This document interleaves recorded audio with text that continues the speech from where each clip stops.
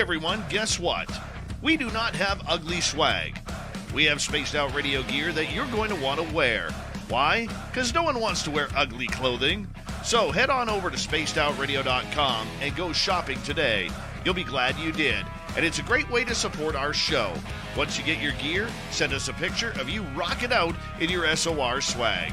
spacedoutradio.com, shop there today, and make yourself look good.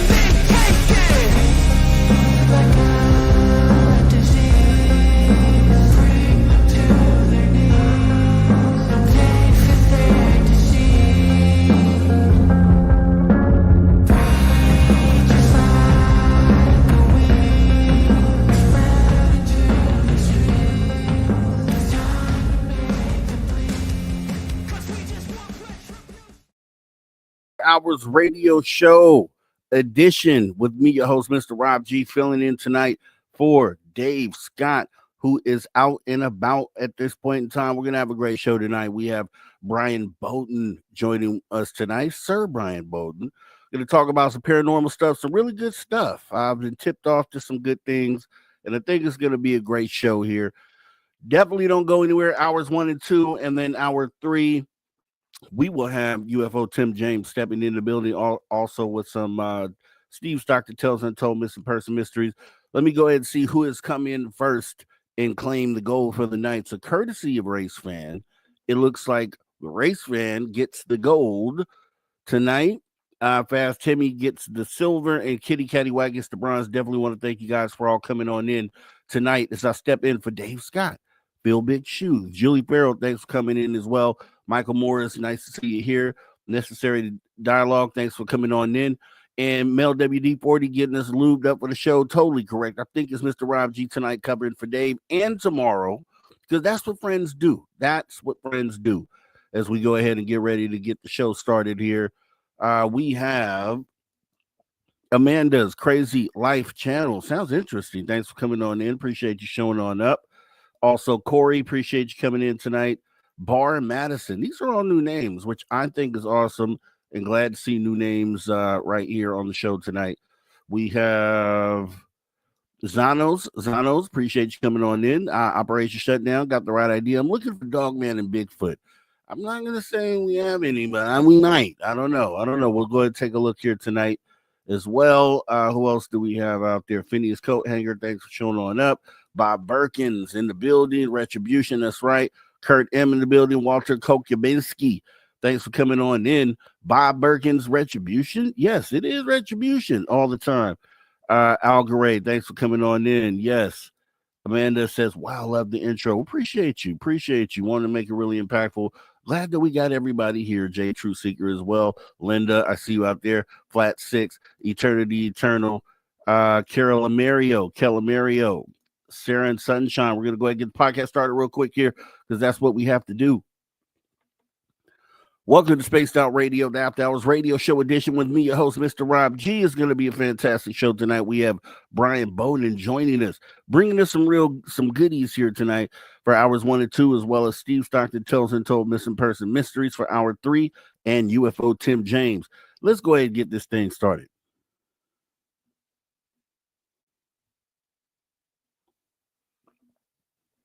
In about 20 seconds. As we go ahead and welcome in a few more people here, we got Tim James. Yeah, he's in the back for sure. Panda on fire as well. Pat Fisher, thanks for coming in. Robert Lamoth Jr. All right. Rob is the man of the night. Yeah, I guess it seems that way. Tonight is the night, and I am here. So, yeah. So let's go ahead and get it done right about now. Let's go.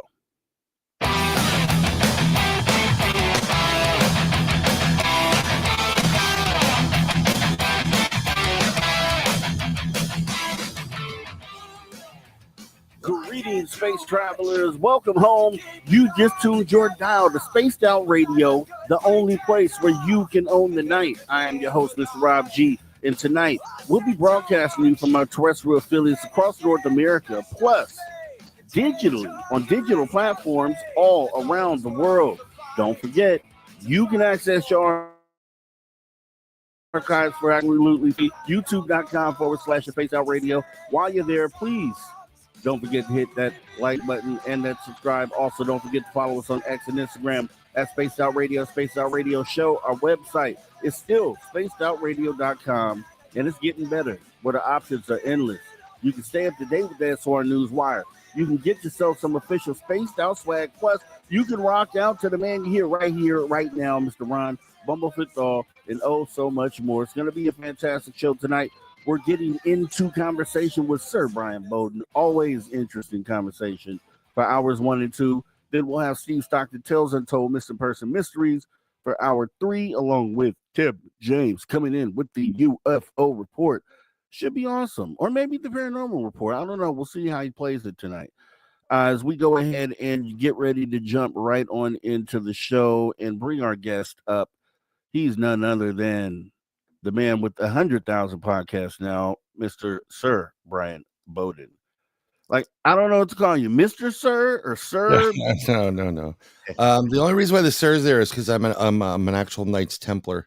But other than that, I just go by whatever. I will answer to anything.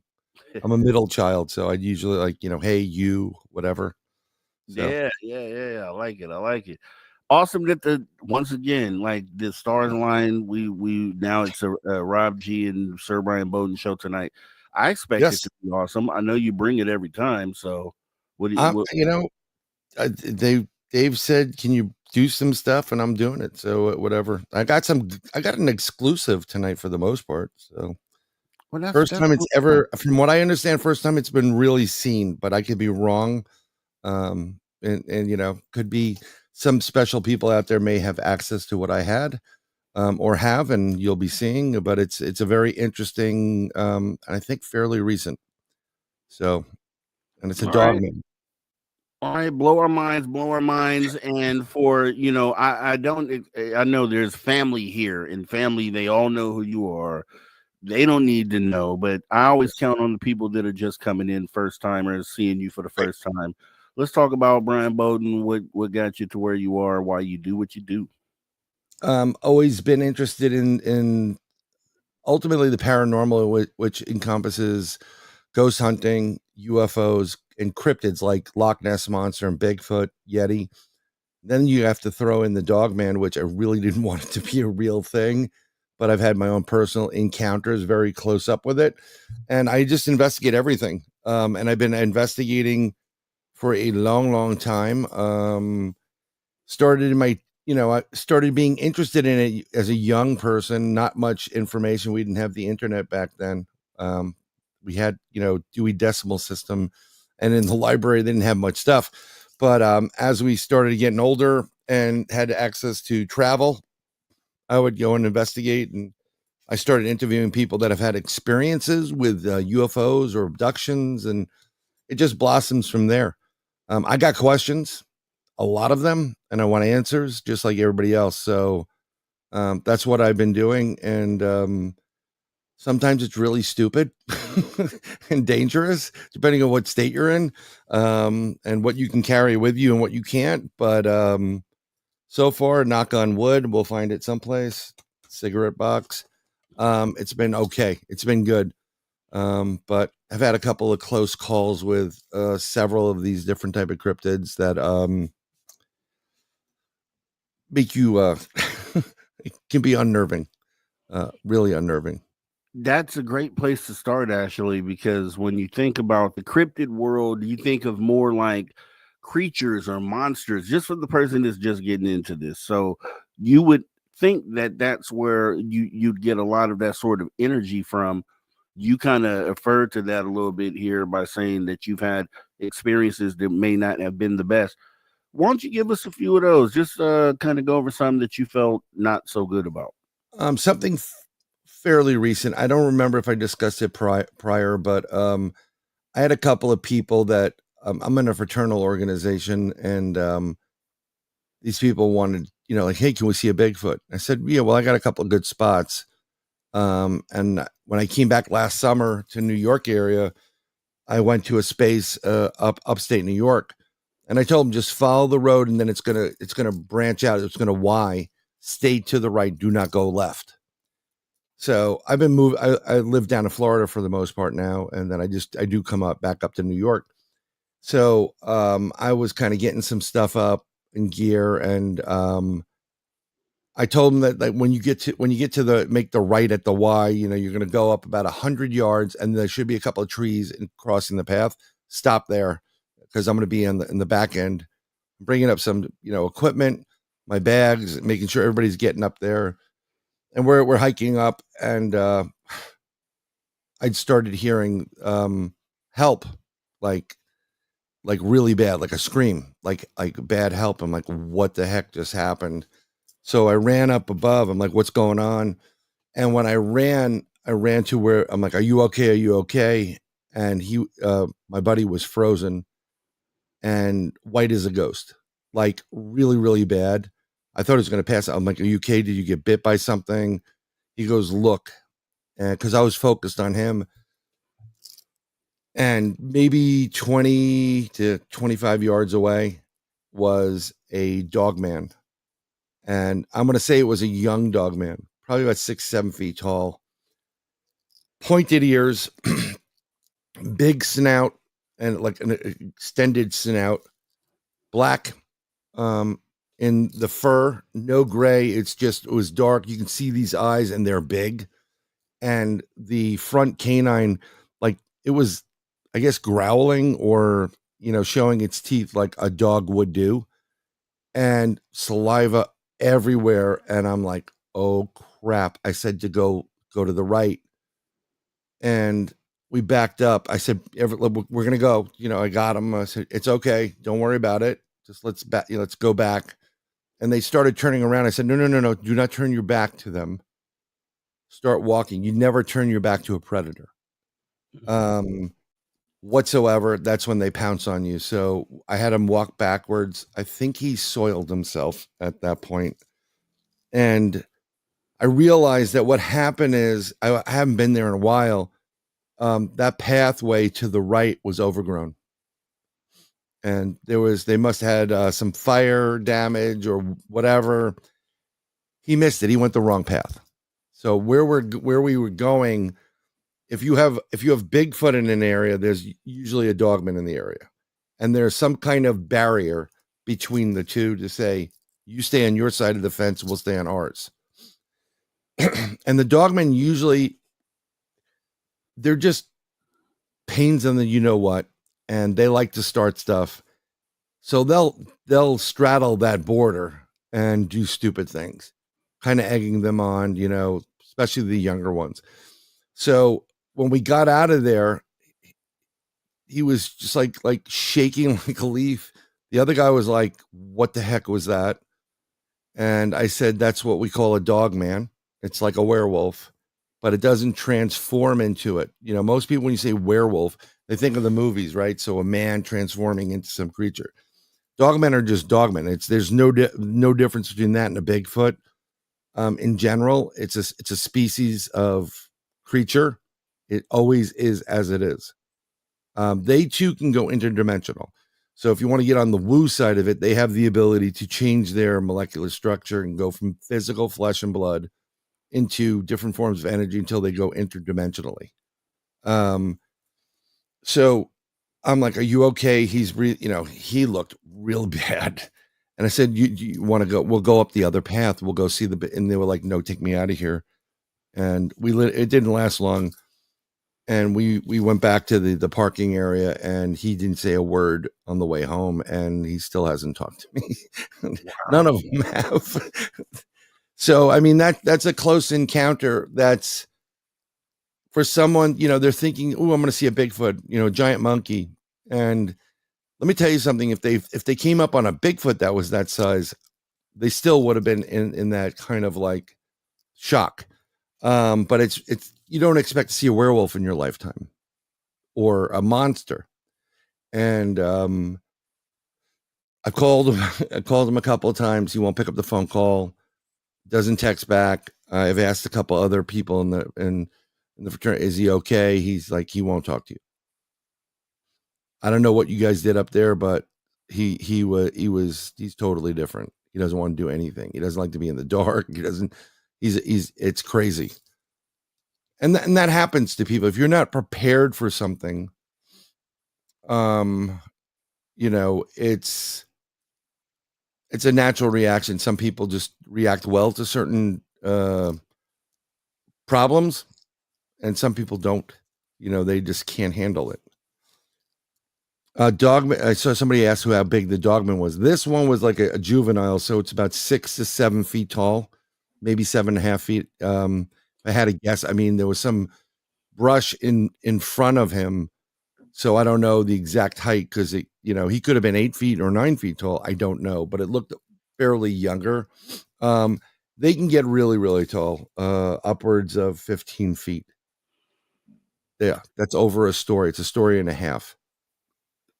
So let me ask you this, right? Because I always think about this. I always think about, okay, we're used to hearing these stories in this community, and I always think about the people that come from the outside. Okay, they just tune in right now. They just turned on Spaced Out Radio.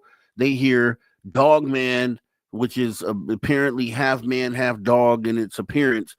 And for them, they're like, whoa. Oh, so when you first learned about Dogman, did you have the same feeling about what you were being told until you had the experience? What kind of brought it around for you? Well, I mean, being in the field for a while and seeing Bigfoot and having interaction with it, and the evidence of a Yeti, which is basically a Bigfoot of Tibet. When someone said the Dogman, and that someone was a buddy of mine, Al. He's like, you got to listen to this, bro. There's this creature and this cryptid, and it's like Bigfoot, but it's like a werewolf looking thing. And there's all these stories were like, okay, we've jumped the shark. That term when everybody uses jump the shark, or they used to use it. It's when, if you've ever watched Happy Days, when Fonzie jumped the shark tank, that's when we've gone past the point of reality, and people are making stuff up. And I've had plenty of conversations publicly and even on the air about it. Like, I haven't had one. I don't know. I'm not discrediting what people see and what they believe they're seeing because you weren't there, but it was kind of far-fetched. And what really got me was, as you know, and you do something similar, I don't give my personal information out to too many people, because you have a personal life and whatever. And when I tell you I don't give it out, I don't, if you have my phone number, there is a connection there where whatever. And I don't abuse it. Most of the people that have it don't abuse it. No one's writing it on the gas station, wall of the bathrooms or whatever, except for Dave Scott. But so I take that part of me differently. I don't have it was at a time when cell phones were expensive. So you make a $4 phone call. Hey, I'm around the corner. I'm coming home. I don't know. That's how much it was. Now it's free. Like I can call Canada right now and talk for 10 hours and it's going to cost me nothing. But, and I didn't have a private number that was before the Google, all the Google numbers and all that other stuff, which I do implement now for the most part. But I get a phone call from a number, and I'm going to put it in the chat so you can actually see it. And it comes up on my phone as this. And it says, so it's in the chat. It's all zeros for the caller ID. And it says USG. Now, I've had that phone number come to me before because somebody thought they were slick as a collection agent and said that they were the U.S. Marshals and they had a warrant for me and I owe money and all this other stuff. But apparently it was a different Bryan Bowden that lived in Texas. I've only been in Texas one time, traveling from point A to point B. That was it. And I said, I have family members in law enforcement and I know people that are federal officers. They don't like when you impersonate a police officer, federal agent. They really don't like it. So he kept it up. The idiot called from his cell phone number. Not a good thing. So I actually made a complaint to the U.S. Marshals. And you leave that information, you give him your stuff. And I get a phone call back from that same zero ID, but it says, instead of GOV, it says United States Marshals, Southern District, New York. Pick up the phone. Hello. I'm talking to Detective Benedetti. I tell him what's going on. He goes, if he calls back, let us know, but I doubt he's going to be calling you back because I'm sure they went and paid him a visit. And I know what they do. I have friends that are in that industry. They do not like it. That was the stupidest thing he can do. So when I got this, I was like, I didn't file any complaints or maybe I don't know. Maybe it's government related. I have no idea. And I pick up the phone and there was a guy on the other end and he said, so you don't believe in the Dogman? You don't believe that there's this 7-8 foot werewolf looking creature out there in the woods? I said, well, I'm like, who are you? And he's like, that's not of importance. You see my caller ID, and we started talking for a bit, probably about an hour. He was gracious enough to talk to me for an hour and started telling me what he does. He's part of a special unit that goes to military bases and other places like some of the national parks and preserves.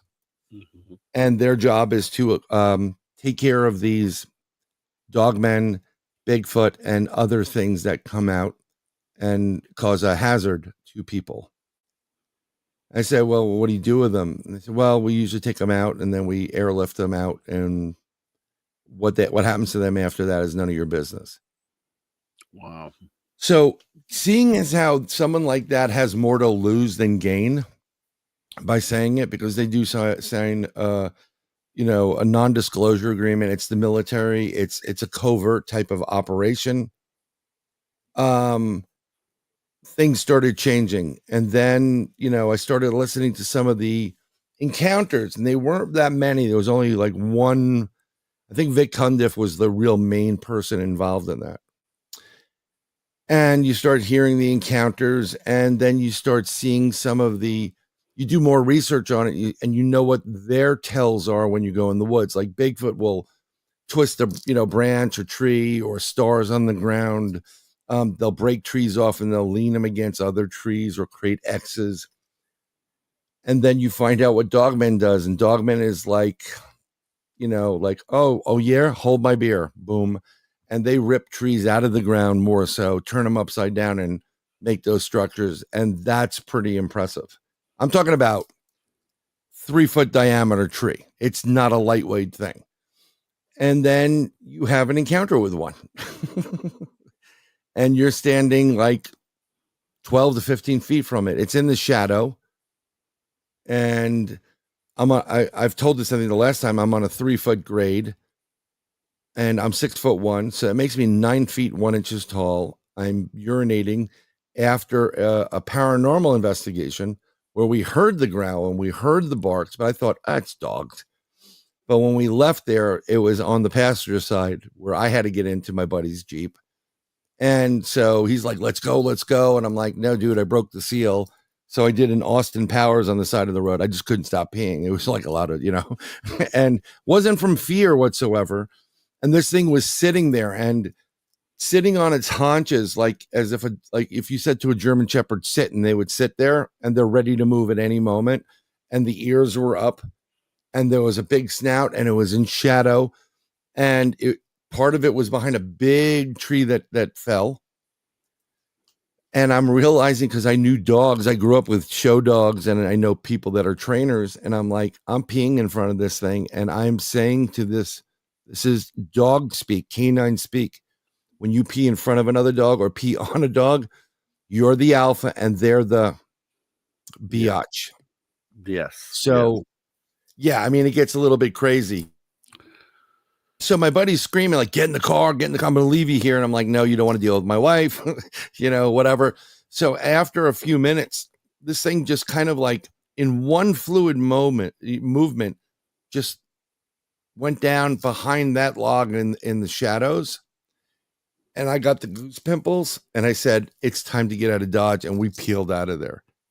And from that point forward, I've had a couple other encounters with them, and they I didn't pee on the Dogman, but someone truth seeker.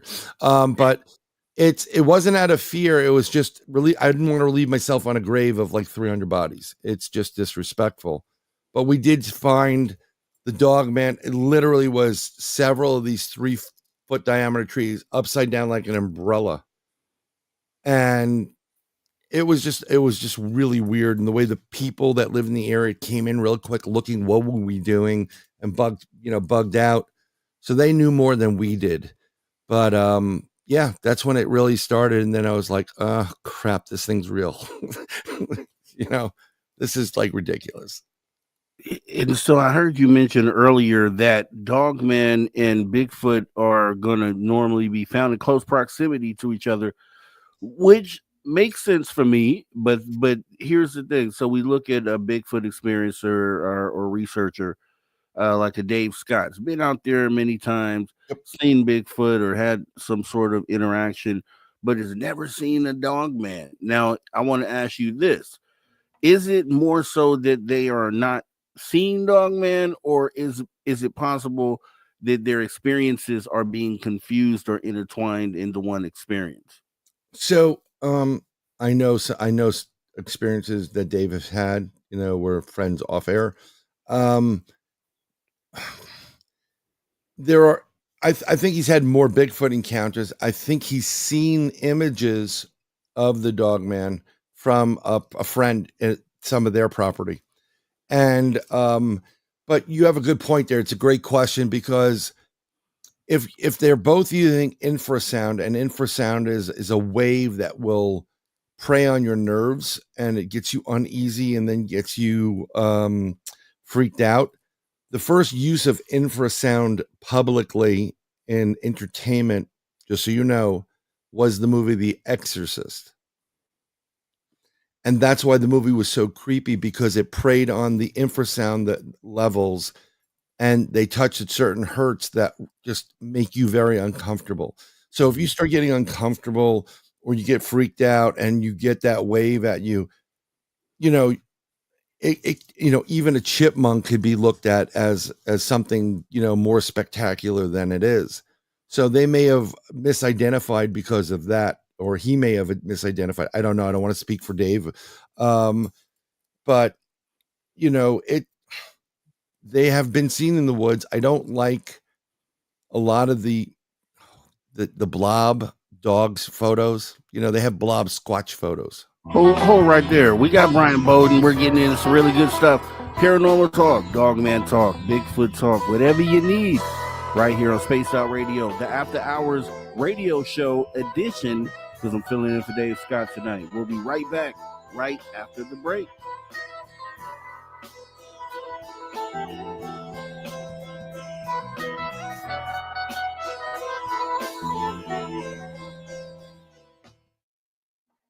All right, we are clear.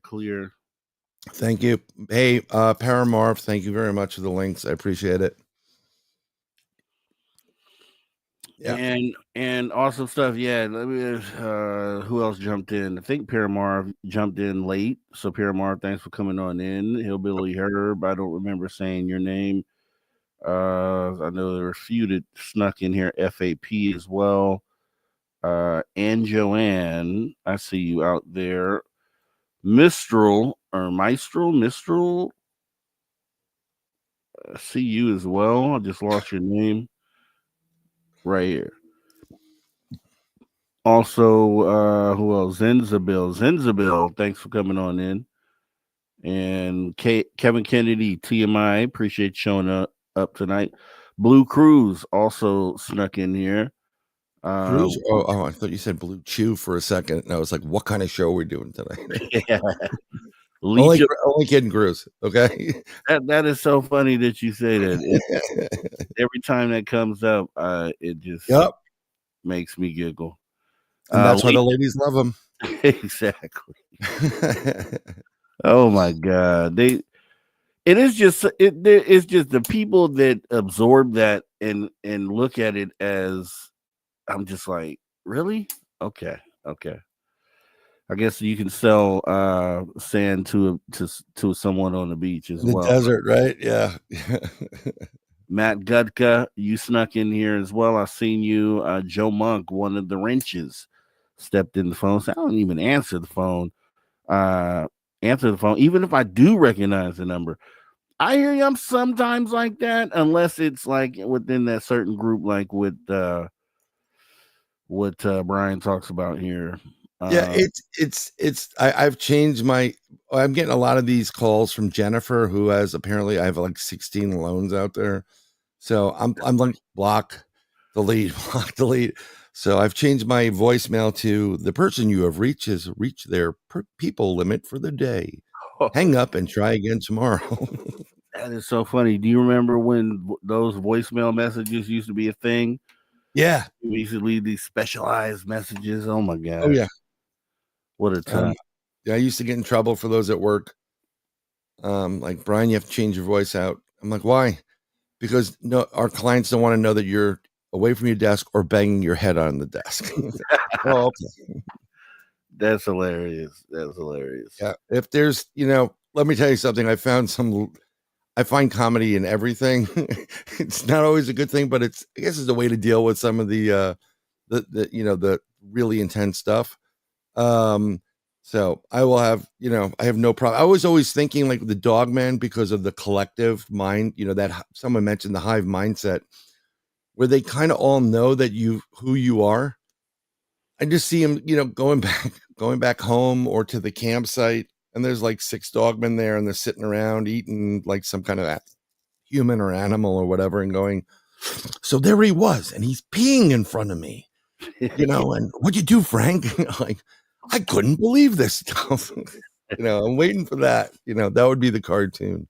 Yeah, that's hilarious. That is hilarious. Yeah. You got to wonder, what they're thinking about over there in their own little conversations. They got it. I know they say a lot of stuff about us. I know they do. They're just like, these dudes, who are these guys? They know they're really, really smart. So they know they have like some kind of upper hand. They know they don't look pretty. And it's just what they, they'll go and they'll scare the crap out of people. It's insane. The eyes of these things are just, especially at night or when it gets dark, it's like these 2 amber freaking beacons and you're like, oh crap, because night's an advantage to them. They can see in the dark, just like Bigfoot. I mean, night is they love that stuff.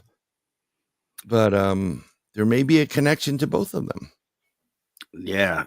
See, that's what I want to get into right now, because they're 2 big, strong beasts. So do you think? Yeah, I've been writing some stuff, and I'm doing I'm at a conference in Missouri on hopefully I'm going to be on a panel at Gettysburg at the Battlefield Bash. I'm working on that, on cryptids, but I'm giving a presentation on Dogman at the Missouri Conference, Crossing Realms, in Richmond, Missouri, on the 19th and 20th of September. And I'm going to try to present something where I'm probably going to get a lot of CRAP for it. But, you know, unless you have a real Dogman and a real Bigfoot, anything kind of goes. But I think there is a connection there. Yeah. And just for everyone, and I'll say this again, Bryan has brought some goodies, some things to show here tonight. And we're going to save those for hour 2. So yes, make sure I was going to say that. Anywhere, or you're always gonna leaving riveted. you're gonna miss it. Here we go. Yes. All right, everybody, welcome back to Spaced Out Radio, the After Hours Radio Show edition. Filling in for Dave Scott here tonight. I got Bryan Bowden, the honor of hosting with Bryan Bowden here tonight. We're going to get into some really good stuff right now. We're talking Dogman, we're talking Bigfoot, and is there any relation? If you missed any of the conversation so far, make sure you jump in the archive because they don't cost a dime. They're free. YouTube.com/@SpacedOutRadio. As we go ahead and jump back into the conversation. So you were, I don't know if you recall where you were at in your story there. Oh, I was upstate New York at one of the mountains in it's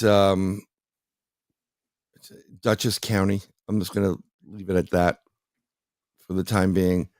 There's a lot of sightings in Dutchess, and then it goes further north. So once you go really, really north, you get to Whitehall and the Catskill, not the Catskills, the Adirondacks has a ton of Bigfoot in there. There are again Dogmen there as well, and it's only natural to have, species live near species. There's food. If one of them's there, there's water, there's food, there's hunting, there's everything you need to survive. And I've seen Dogmen on an investigation and a Bigfoot. So, and the Dogman it was really interesting. Again, upstate New York at a different area, different state park. The Bigfoot was trying to hide behind a little bit of a mountain that, I think they call it a holler down south. It's a hill, and it was big, and it had this giant, it kind of reminded me of like a Harry and the Hendersons looking type of Bigfoot. I didn't bring those photos, but the photo of that Bigfoot is on the Bronxville Paranormal Society.com page under Nuclear Lake. And then I caught another photo of a Dogman, and this looks more German Shepherd like, and it's hiding behind a rock wall. So I think they keep things, barriers within them as an advantage so that it takes longer for something to get to them, but they can freely jump. Well, I believe it's like 60 feet without even thinking about it. Wow. They're pretty spry. They would be, they're no joke. But what we were talking about before is the collective. I believe there is a collective, and it's not just with Dogman, it's with Bigfoot too. I think all these cryptids have some kind of like central repository that when they convert themselves or they upload their information, everybody has access to it, like a giant hard drive. Back in the day, before all this streaming stuff, you'd always get buddies who everybody bring a hard drive to work, and then we'd swap out movies and copy them over. Yeah, I'm talking about illegal stuff. So, no one does it right now anyhow. So we would do it. And then I said, well, why don't we just have a server? And they were like, well, we did it. And we did it on the work server. Really illegal because this is the national bank, global bank, actually. But we all had access to it. So whoever uploaded, the uploads would go in one area, and then the old stuff would go another, and then it would sort back into the old stuff. So you would always be able to get it. So that's kind of like the mindset that I'm thinking, because my encounters with Bigfoot have always been really, really positive. There's been distance there. I have yet to have what they call mind speak, I'd love that. I'd live for that, because that would be like, that's like that's on my bucket list. My cryptid bucket list is mind speak. So you can communicate with your mind without like, oh my God, what's your name? Where are you from? All this stuff. Haven't had that just yet, but they know who you are based on your biological a unique identifier, and everybody has one. It's your aura. You're made from electricity. I mean, there's a lot of electrical components in there, and they fire up. And what happens is when people, some people can see your aura. So when you're not feeling well, they look at, you can see chinks in the armor. And that's how some spirits use to get in or possess people. They're like, oh, he's open or she's open. I'm going in there. Because when you're not feeling well, you're depressed, you're bummed out, you're suffering from some kind of mental issue or ailment, you're never going to be 100%. Also, when you have a negative vibe about you, if you're like, let's say you're a serial killer, there's a certain vibe that they give off, but it's also unbeknownst to yourself, you're seeing their aura. Right. So these Bigfoot know when your energy is moving into their energy, or when it gets back to a collective source, we'll call it source, or the Akash record, or whatever you want to call it. And they know you're coming out there. And then when they see you, they know, oh, that's Rob. That's Mr. Rob G. Oh, I'll know, and they'll see the glow around you, like, oh, he's cool. So that when they're throwing the stones at you or they're playing with you, just want to get your attention, it's not as aggressive as some of them. Like, they see another person who's nasty or has a gun and all they are a hunter and they don't believe in this or that, or there's a certain energy to that, they won't want them there. So I think the Dogman reads that as well. And the Dogman also are super intelligent. They know we're scared of them. They know what they look like. And they like to mess around with people. We had a woman in upstate New York. She had a fishing store out of her garage. And on her property, she had a couple of ponds and a lake. And the front door was a different door, knocker, like ding dong, like this was all ding. And the other one was like dong dong, whatever. And 3:00 in the morning, she had Bigfoot on the property, but Dogman came up. And we're 3:00 in the morning, ding, dong, ding, dong. And she's like, they're both ringing at the same time. She's like, the hell with that. And she just loaded her shotgun and stayed indoors, or they'll try to get you to come outside. We've heard tons of stories about people. Dogman will wiggle the handle of a door or make some noise, right? And they want you to come out, because I think there's a universal law that goes on where it's kind of like vampires. They cannot enter your house without cause. So they need you to come out, and then you're free game, because your house is, I guess, I don't know if it's like a temple or how it works. I haven't figured this out just yet, but there's plenty of stories where, they'll peek into bedrooms and someone will see them in the screen, and they'll walk around the house and they'll purposely be seen to keep you out, so that maybe they're on the hunt. So one of them's doing that to distract you while the other ones are stealing your chickens or killing your cow or what have you. And then, or they want to pull you out because you've caused problems. Maybe you shot over their heads and they're like, oh, we're going to get that lady. And they wiggle the door handle to try to get you out, or you hear some noise. They're good mimics. They make mimic sounds just like Bigfoot. And that's how people get, pulled into the woods and then taken. So it gets crazy. Yeah, and I'm just looking, and I try to examine it and look through all the possibilities. And it sometimes, because I'm looking like, okay, we have this interaction going on with the phenomenon. This phenomenon branches out to all these different things. we can kind of see, or not. I don't want to say we can see, but I know there's a group of us that believe that we understand the purpose of the extraterrestrial part of the phenomena. Oh, they're just here to help. They're just here to make sure that we don't do this or that. When we look at other parts of the phenomena, is there Right. is there the same outlook there? Do you think is there the same, or is it simply like a group of human beings, for instance, having the ability to step over a dimension into this weird world, and we're just there, kind of interacting with things, maybe throwing rocks or maybe making weird, crazy noises in the moment? Is it more like a playful thing, them stepping into where we're at, as we would probably do if we had the ability to step into their realm? I think there's something about on the flesh and blood side that they enjoy. It's maybe the art of the hunt. And I don't think they're here to help us. I think they've gotten first of all, I think between Dogman and Bigfoot, I think they're all also they can be very cannibalistic. They also have a taste for human flesh. It has been known. So don't think they're all cute. They do not work, from what I know, they do not work in concert with each other. So I saw somebody, I think it was at Joanne, mentioned something like they work in that. No, they do not. They're separate.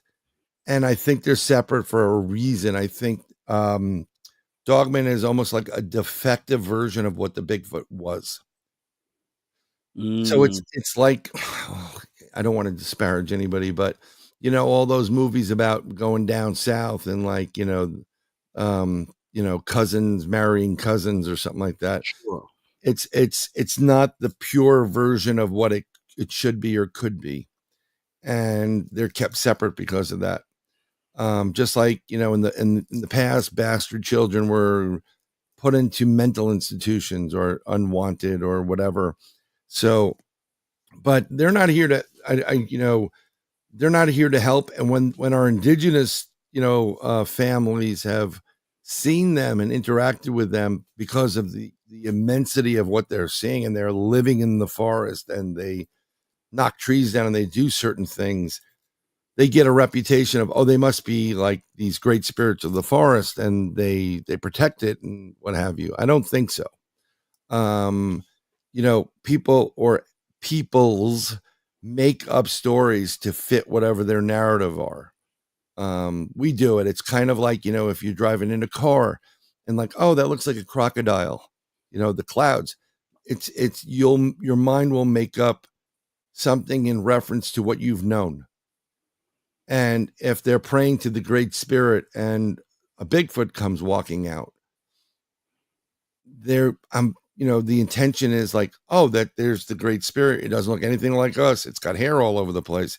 And I just think it's opportunity. But they've crossed the line in Native American cultures, by the way. Bigfoot in general, there's a great story where this is amazing. You have an indigenous tribe living in an area, and it has Bigfoot on one side of it and Dogman on the other. And the problem they have is, in the past, sometimes Bigfoot would take some of the indigenous and mate with them, eat them, consume them, whatever. But in general, the Dogman is the ones that are sneaking in, causing problems, stealing, some of the elderly or the children, and they go missing. So they kind of got, tired of this and tired of trying to fight them. So the tribe, what it does is it sets up the Dogman.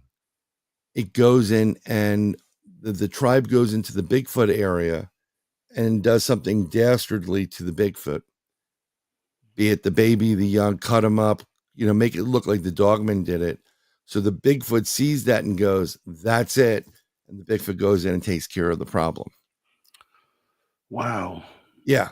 And I'm thinking, I had this encounter. I don't know, it still wasn't an encounter. It was a situation where one of my pups got out of the backyard, and unbeknownst to me, there was a hole on the opposite side of the house that he knew was there, Yes, that I didn't know was there. And so I'm thinking, I'm like, okay, we have this rooster that shows up every morning at 6 o'clock, I swear, with two it's two roosters and a hen. They show up in the front yard every single morning.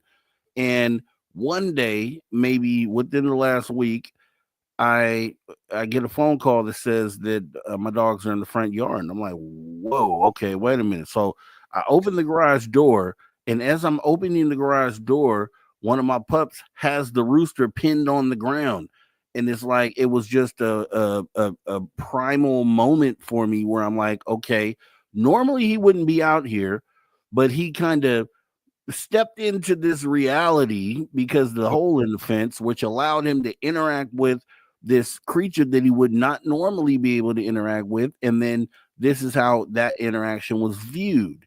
Yeah. And then so when I think about the Dogman and Bigfoot, I'm like, are they like just getting out of their backyard? Are they did they find the hole out of their backyard and that's how they kind of come in and interact with us like they do? Did they go right back through the hole and go back to their business when they're done? And I was I've said this before, I was flesh and blood for a long time. Thought this was like Gigantopithecus and that's what it is, missing link and whatever. And then I had an encounter where a Bigfoot went from point A to point B in a split second. And there's no way in hell you can do that unless you can create a portal, jump in the portal, come out instantaneously. And that's in theory with portals and quantum mechanics. That's what you're supposed to be able to do. That's how we're supposed to transverse such long pieces of space and time. We open a portal and we bring point A and point B together, and just like stepping into a door and you're there. So then I started looking deeper into sightings and what goes on with sightings of Bigfoot. And Dogman has some of these sightings too. They have certain lights and flashes that appear, vibrational look to it. And that is in the transformation process. So I believe in a genetic way, quantitatively, they're able to use soft physics. I don't want to get into like too much of a technical thing, but they use something called soft physics, and they manipulate their flesh and their epidermis so that they can refract and reflect light in a certain way, so they look invisible. And a lot of times you'll see what looks like the predator creature on a Dogman expedition, and that's or a Bigfoot. It's the same thing. They're able to do that. And then when your batteries, you ever see some of these shows and actually have been in the field with a Bigfoot or a Dogman that close by, a lot of your electronics get drained really quick, because what they do is they use whatever is out there, the free energy, and that includes your cameras and your phones and all this other stuff. And they use that because you need more energy to convert energy into a different form. All goes back to your science classes in junior high and high school, right? And then when you finally get to that point where you're moving from point A to B in form or energy, there's usually a spark, like a final like pop. It's kind of like when a jet goes subsonic, you get it breaks the sound barrier and you get the boom, and now it's subsonic.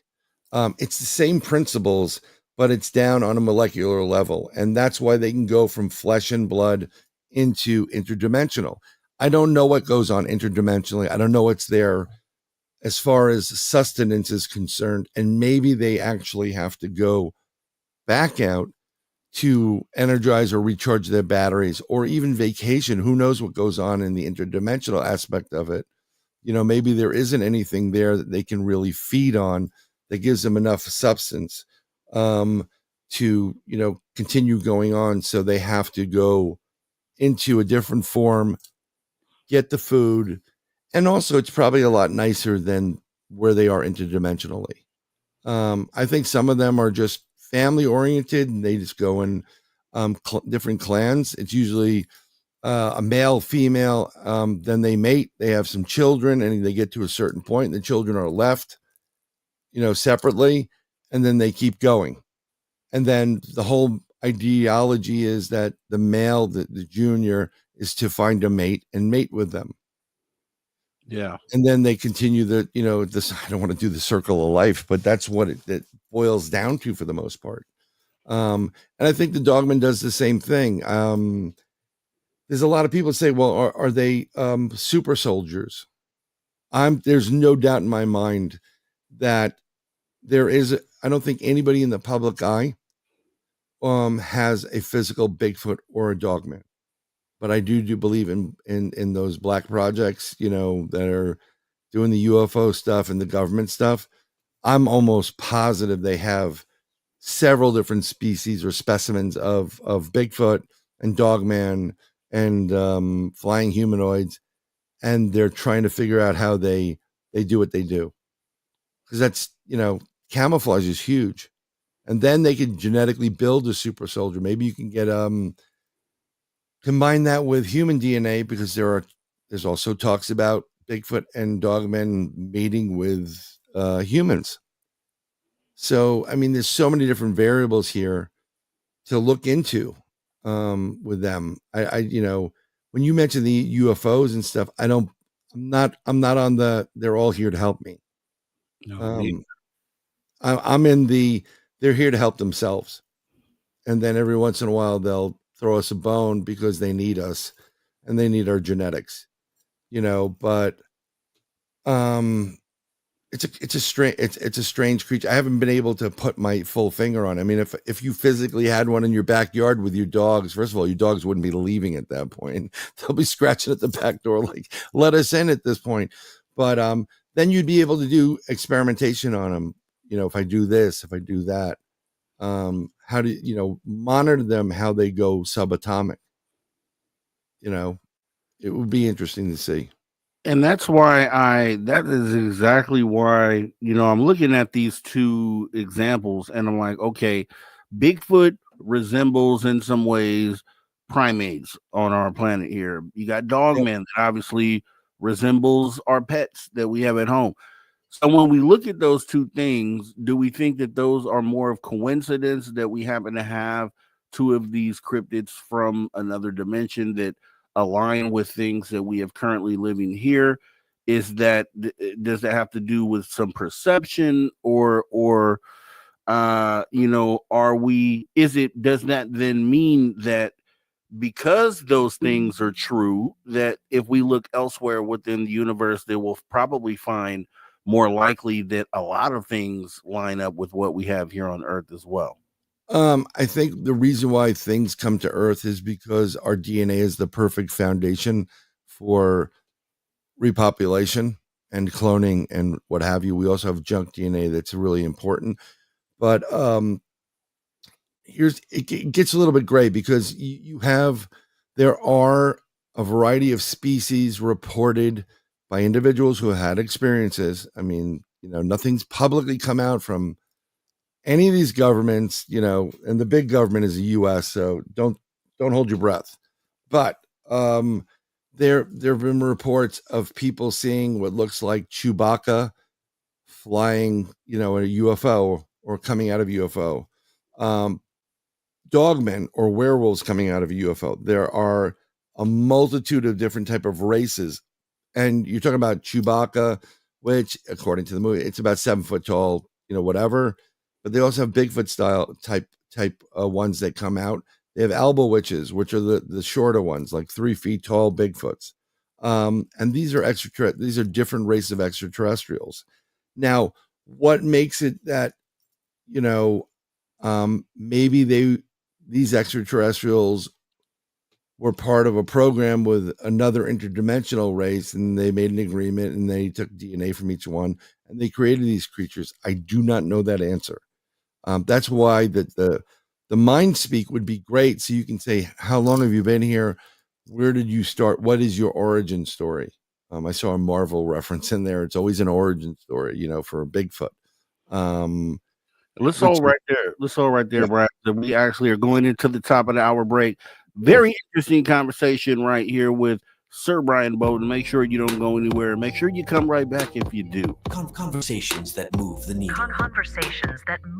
You're listening to After Hours with Mr. Rob G on the only place where you can own the night. Spaced Out Radio.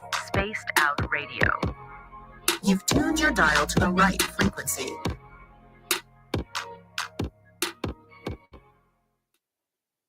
All right, we're clear and we're off camera for the next 5 minutes, Brian. See you in a minute.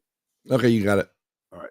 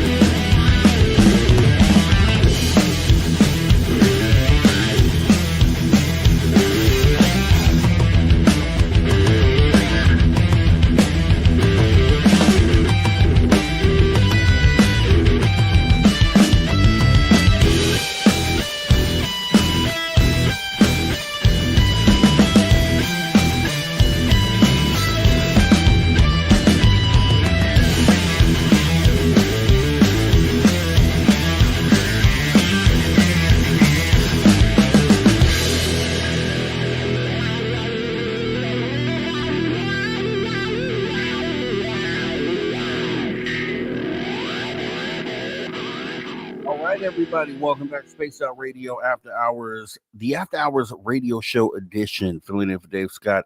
So we go ahead and bring our guest, Bryan Bowden, back on stage here. We have about 30 seconds left before we jump back onto radio. Want to remind everybody, if you missed any of the conversation tonight, please hop in the archive, absolutely free, youtube.com/the Spaced Out Radio. Also, super chats are the best way to help the show here tonight, so you can definitely click the button down there and let's get a super chat stream going here, as we have about 5 seconds left before we come back from radio. And here we go.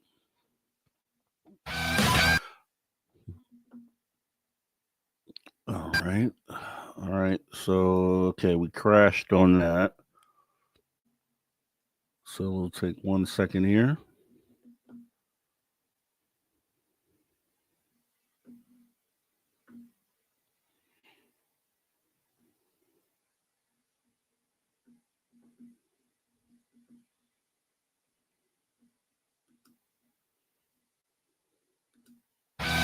All right, everybody, welcome back to Spaced Out Radio, the After Hours Radio Show edition. Filling in for Dave Scott here tonight with Sir Bryan Bowden in the building, talking Dogman, werewolves, cryptids, all of the sort. This is the hour for your questions. Make sure you ask them, put them in caps. I'll be looking for them. We'll make sure we get those asked. Also, if you missed any of the show tonight, youtube.com/Spaced Out Radio. The options are endless there, and you'll be able to catch up on what you missed as we go ahead and jump right back into the show. So I wanted to ask you, so what are some of the ways the Bigfoot and Dogman research can get us closer to potentially getting answers, or at least somewhat, confirm some of the theories that we've come up with? I mean, you'd have to capture one. You really would. You'd have to have a capture of it or an interaction with it, and then you'd have to do testing. But you'd have to have an independent lab do it. Like, that's not going to... The minute you throw the DNA into the database where it goes, checks everything that's out there, you're going to have people visiting you. Where'd you get that? And they're going to take it. And if you open your mouth, it's your same story. Part of the reason why they don't want to, I'm just going to focus on Bigfoot for this. They don't want to really recognize Bigfoot is tourism of our national parks is a billions of dollars industry. And then you get into the logging industry and then you have a problem, right? So, you're losing money, and the world revolves around money. It's not easy to capture these things as a civilian. It would be a lot easier as someone who maybe is trained in this, like the individual that contacted me. But I did acquire some photos and information about something that happened in Ohio recently. And I have a buddy named Brian Singh who he's doing the Full Disclosure Conference down in St. Pete's, July 15th through the 19th, or 15th through the 19th. It's full disclosure, a whole bunch of people going to be there, experiencers, you name it. I mean, remote viewers, channelers, whatever. So I was talking to Brian. He goes, "Oh, let me send you something." So I said, "Okay, cool." I've seen a lot of Dogman photos, and a lot of them just don't cut it. They're not really clear. I've all seen all those red circles, like here's a Dogman, here's a Bigfoot, here's three people playing, like CeeLo, whatever it is. And it's just like, oh, this sucks. So I get this. And this was given to him from his friend. And I want to shout out to her, Michelle Nobles. Now, Michelle has a good friend of theirs. And she has a buddy that is a Ohio police officer. And he was one of them that responded to this call. And what was happening is the local police department responded to what they thought it was a bear. So, and that is the first time that I'm aware of it's ever been publicly shown. This is probably one of the best photos of a Dogman, younger Dogman, in my opinion, that I've ever seen. And initially when you're looking at it, it's like, oh, that's a bear. I'm like, no, it's not a bear. That's why I did a lightened up version. If you want to go to that one, you know, the DM2 on the JPEGs. I don't know if I have to. Oh, DM2. There we go. Okay. Yeah. So I lightened it up, and there are pointier ears to this. So what basically was happening is when the officer rolled up, they got a report of a bear, okay, by several residents. I've seen bear. I've seen black bear. That is not a black bear. The snout is different. It is very much what I've seen before. It's a Dogman. And what happened was the Dogman had been limping, apparently. And when the police officers showed up, the next image that you'll see of these three guys showed up with, as he said, raccoon logos on them, and they were there to collect it, and they're there to take it from there. So, you know, police officer let them do what they did. They put this thing in an 18-wheeler, and they drove off with it, and the police officer followed along. These are all police officer related photographs. So this is coming from, yeah. And I don't know the full conversation of what happened to this person's friend, the officer, but I'm sure it was,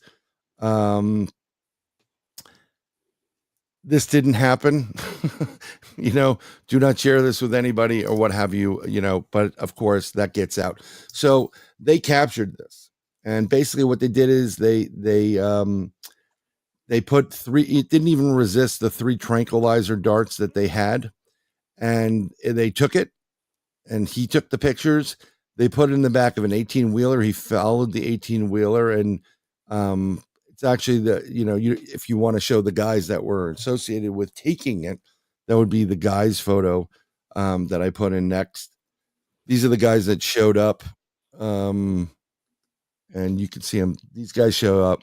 Now, I looked at some of the logos, and it has there's old Dogman, North American Dogman Project. I think there was a logo I saw that I was like, oh, maybe these are just part of the group or whatever. No, these guys were totally different. I've never really seen Right. it before. Right. As we go, can you be a little descriptive for the radio audience, kind of what we're actually looking at? So there, so the Dogman is it's all, it has black fur on it. It has more rounded ears, but when they get older, they get pointed. It has a very long snout with a lot of teeth in it. The paws on this thing, and it's standing, by the way, it's standing on its rear feet, and the paws on it are massive. This specific creature that we're looking at, if it stood up, it would be probably 6 to 7 feet tall. And we're talking about hundreds of pounds. I mean, it's a really big creature. If you've seen coy wolves and the dire wolf is bigger than those, picture, a dire wolf on steroids. It's big. So that's the photos. And there was a darker photo, and then there's a lighter photo. The next photo is of the 3 guys that the officer took that showed up in black uniforms, look like paramilitary type of uniforms, with a logo on their right breast. Some of them have it on their left side too. I believe the gentleman in the middle, there's 3 gentlemen. One in the middle looks like he has what looks like a skull on his uniform, and they were there to collect it. They put 3 tranquilizer darts into this creature to subdue it, but apparently it was limping, so it must have been injured somehow. And then in the next 4 photos is in the 18-wheeler that they put this thing into, and they moved it to a different location. I don't know how far down the road. I'm trying to get some way to contact the the friend that was the police officer, in confidentiality, so I can get a little bit more information. A lot of people don't want to lose their pensions over this, and I don't blame them. But there was a device that in one of the photos, and you can bypass the police officer's picture, which is the next one following the 18-wheeler, but it's because it should have been flipped. There was a device inside that truck, and it seemed like, in my opinion, it was either monitoring biometrics, or it was doing that and maybe creating some kind of, I don't know, maybe an electric security fence or grid around the creature to make sure it doesn't get out of control.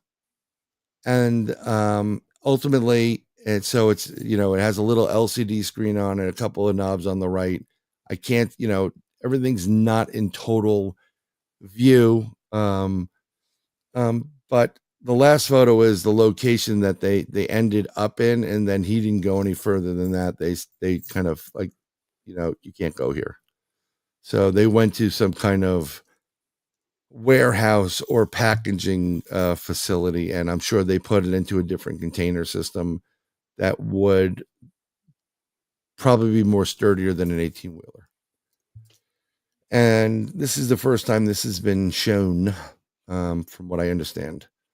But these are, this has, remember, I told you I got called by someone with all zeros, USG. These are the type of people we're talking about. And those gentlemen and, the three people there very well may be part of the same organization that the person who called me up on was part of. I just think it's a pretty damn good photo of a Dogman. I mean, I think you've seen a ton of them.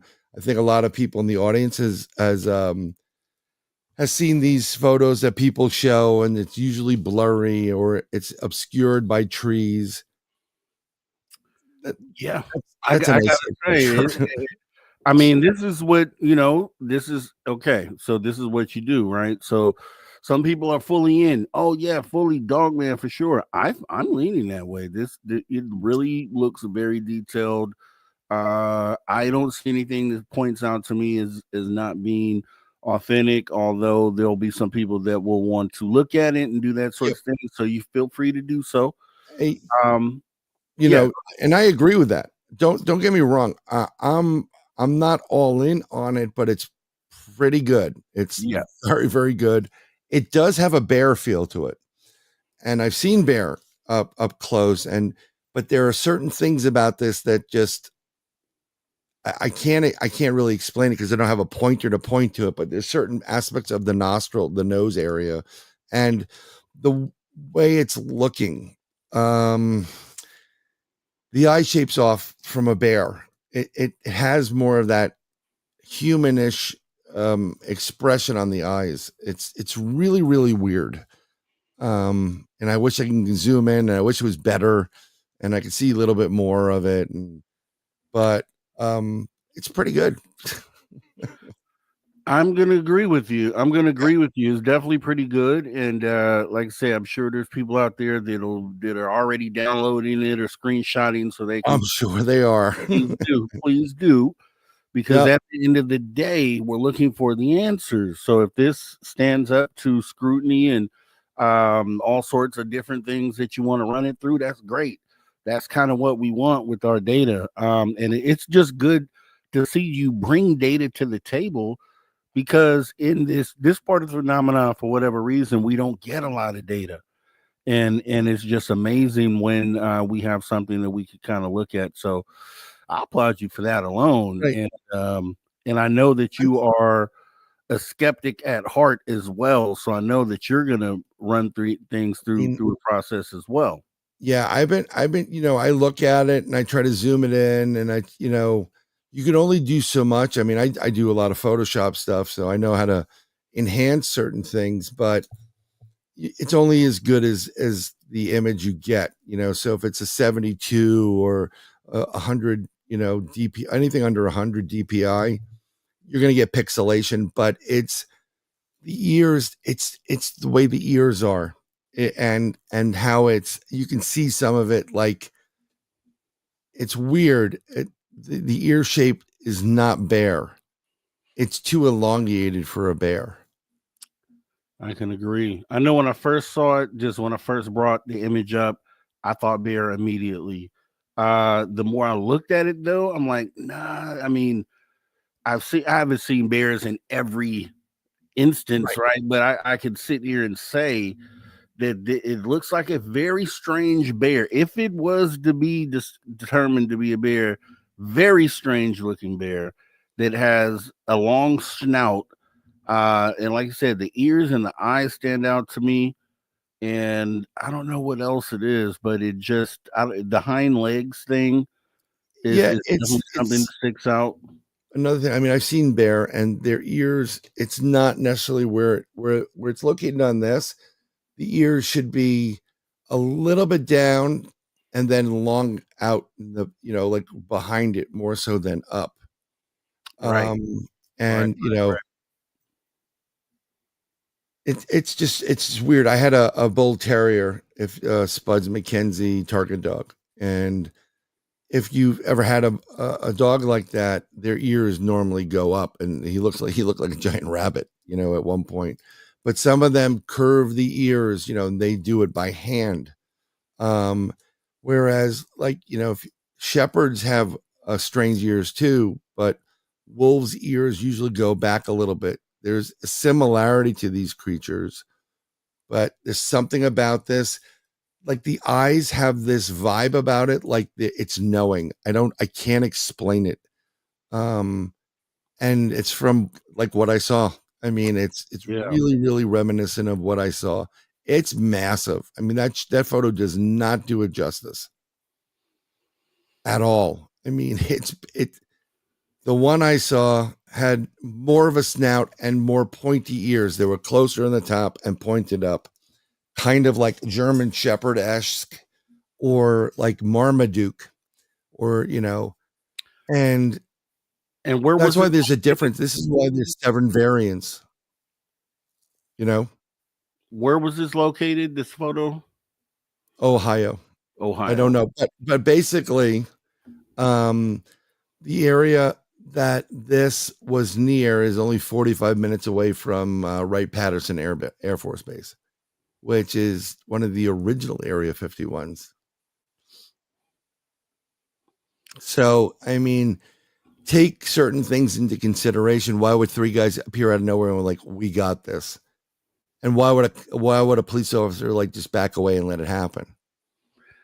Yeah, I mean, if I would definitely need to know why this photo is in there and why this happened right after that. I just want to, I'm sure this conversation could probably be FOIA'd or body cam footage if they have. I don't know. Oh yeah, I mean, but look at the guy. Look, and it's unfortunate for the radio people listening on the radio, but please go to the Spaced Out Radio archives on YouTube and click on the show.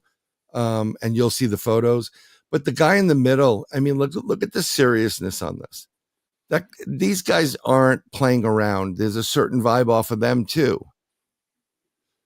It's really interesting because the guy in the middle seems to be holding his phone up to take pictures of who this officer is.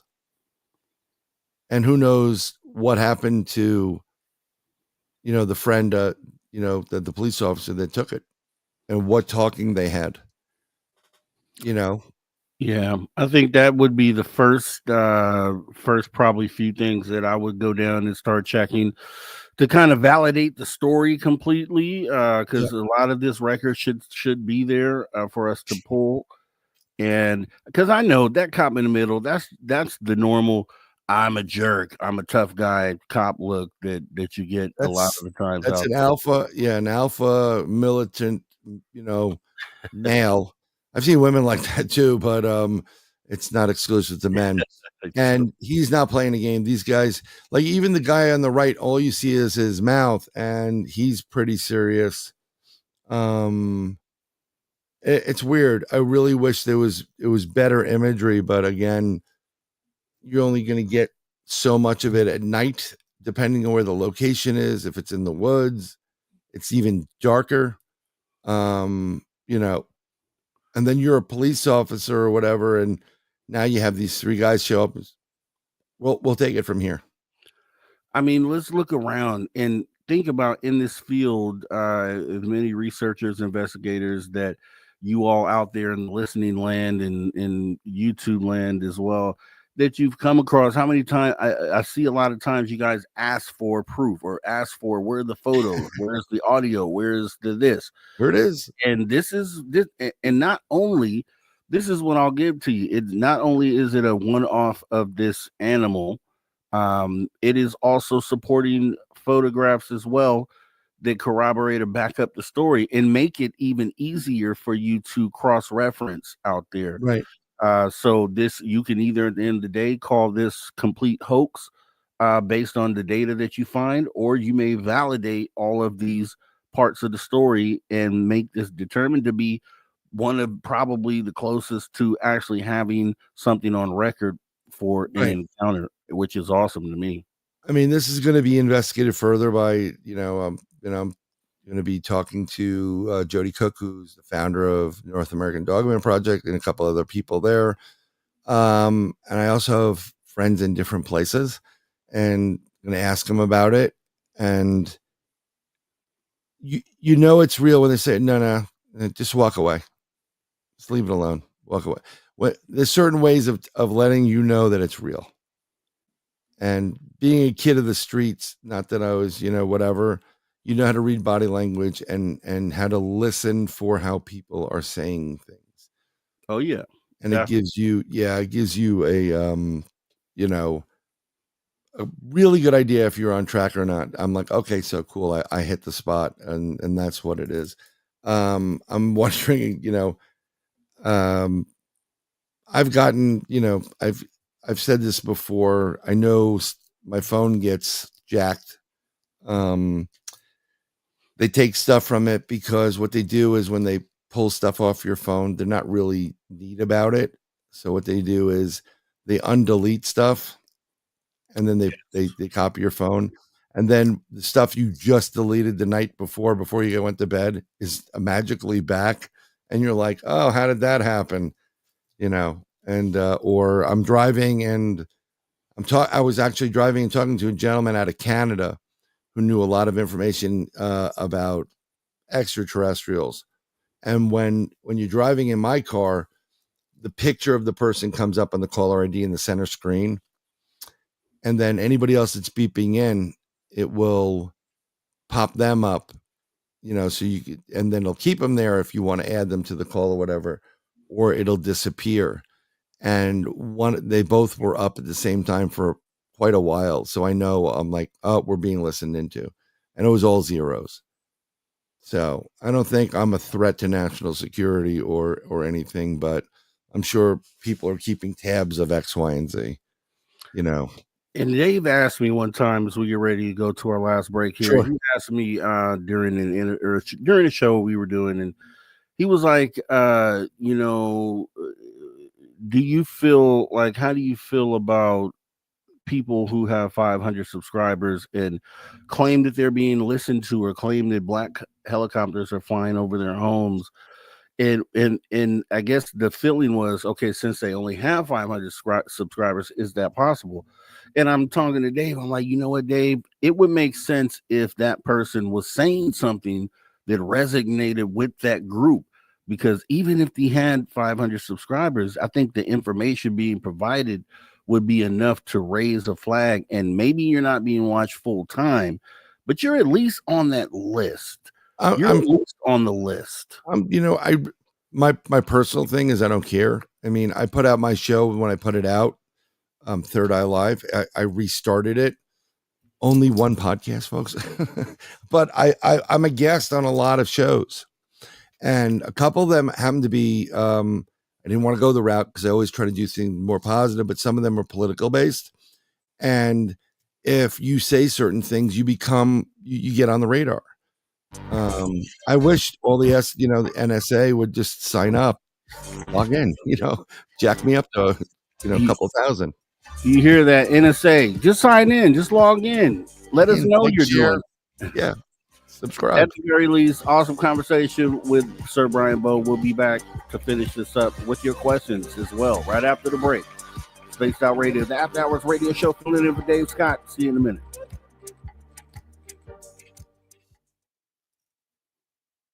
All right, we are clear. We are clear. Final break, and guys, conversation's going so fast. I kind of forgot. I ask you? I may have asked you. Please consider going ahead and putting your questions in a capital letter. That way, I can easily see them.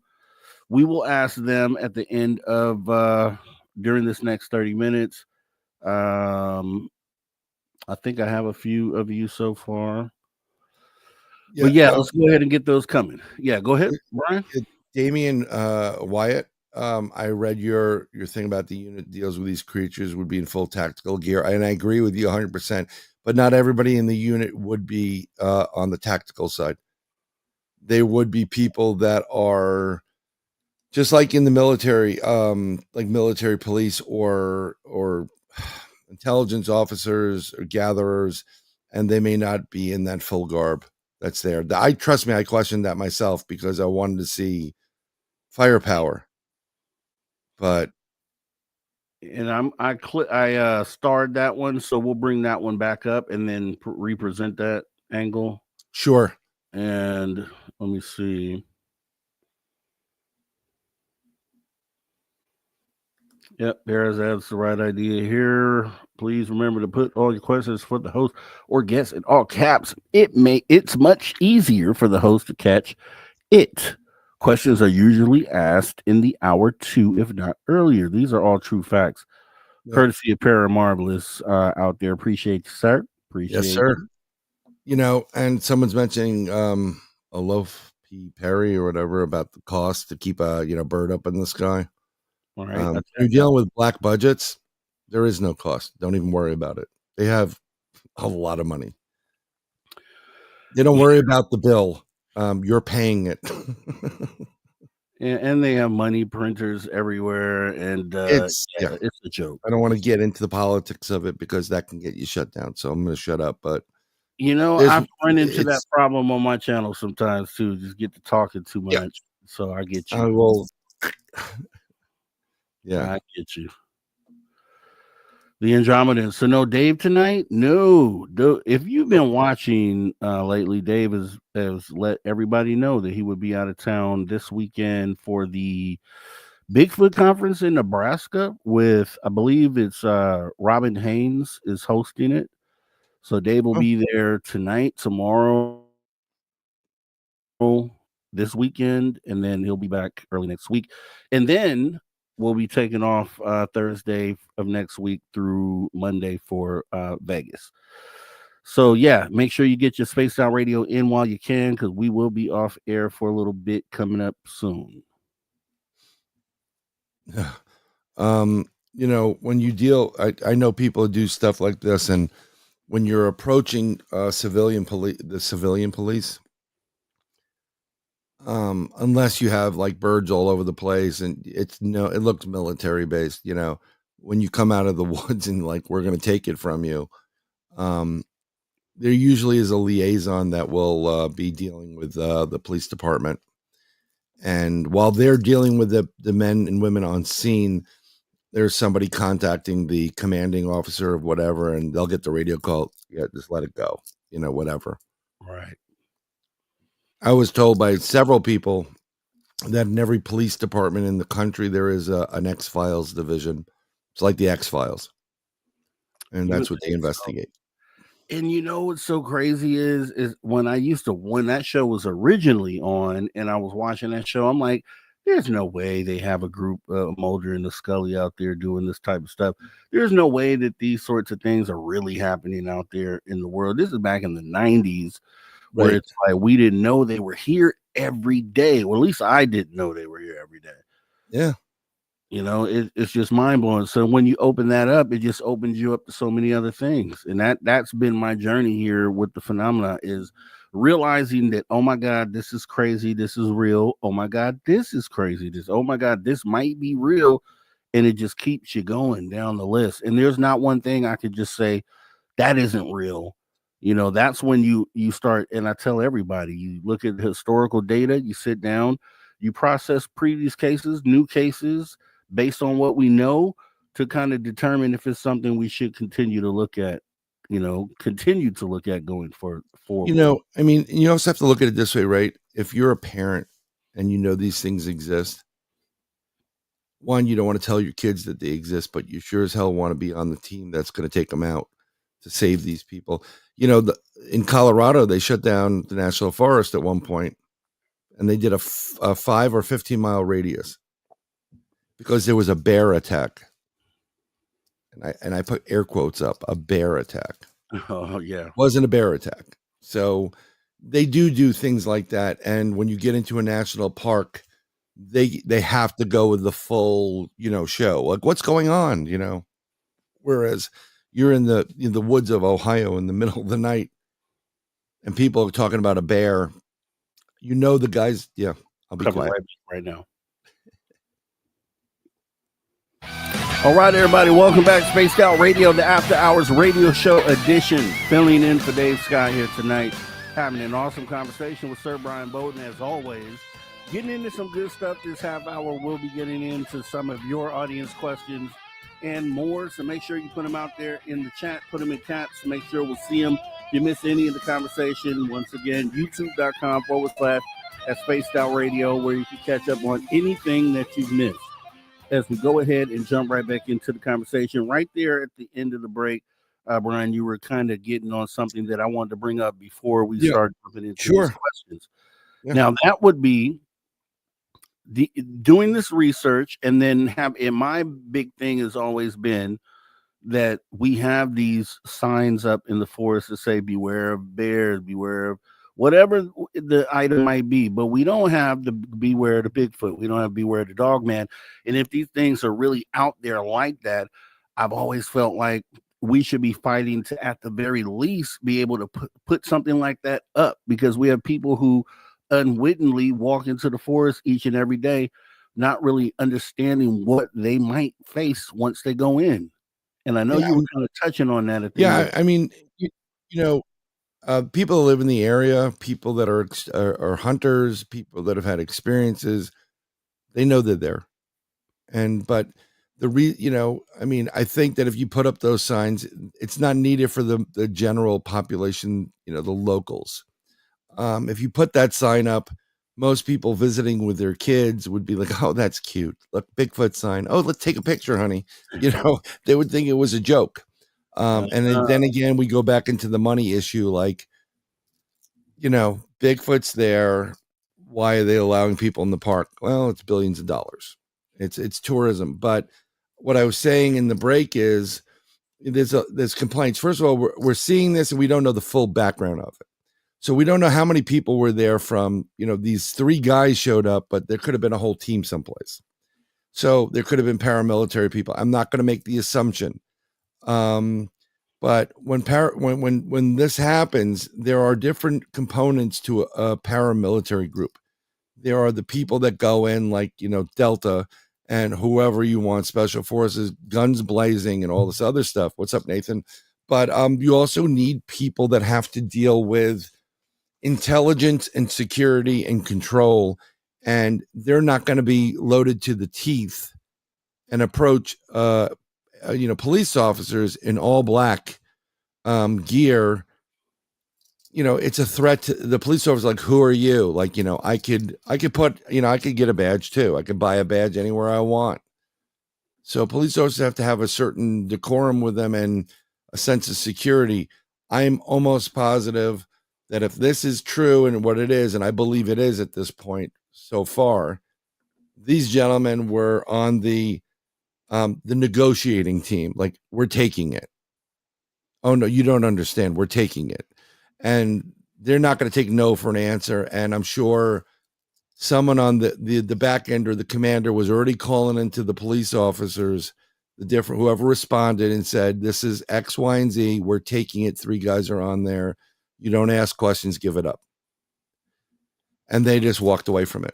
Now, and because it was done where it was done in more of a secluded environment, they don't need all the trucks, the helicopters, the road's blocked off. They don't need it. It's contained. You don't have to do that at certain points. But in a public place, like in Colorado, when they had a bear attack, they closed down a home national park, and they did like a 15-mile radius of no-go zone.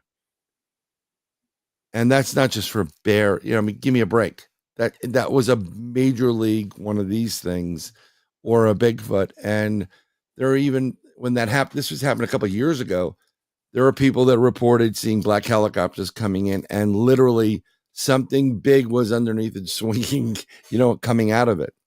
So, this is pretty tame compared to what could be, because if they're trying to keep it secret, it's kind of hard to explain how 8 police officers passed away that night. What happened to them? They got mauled by a bear.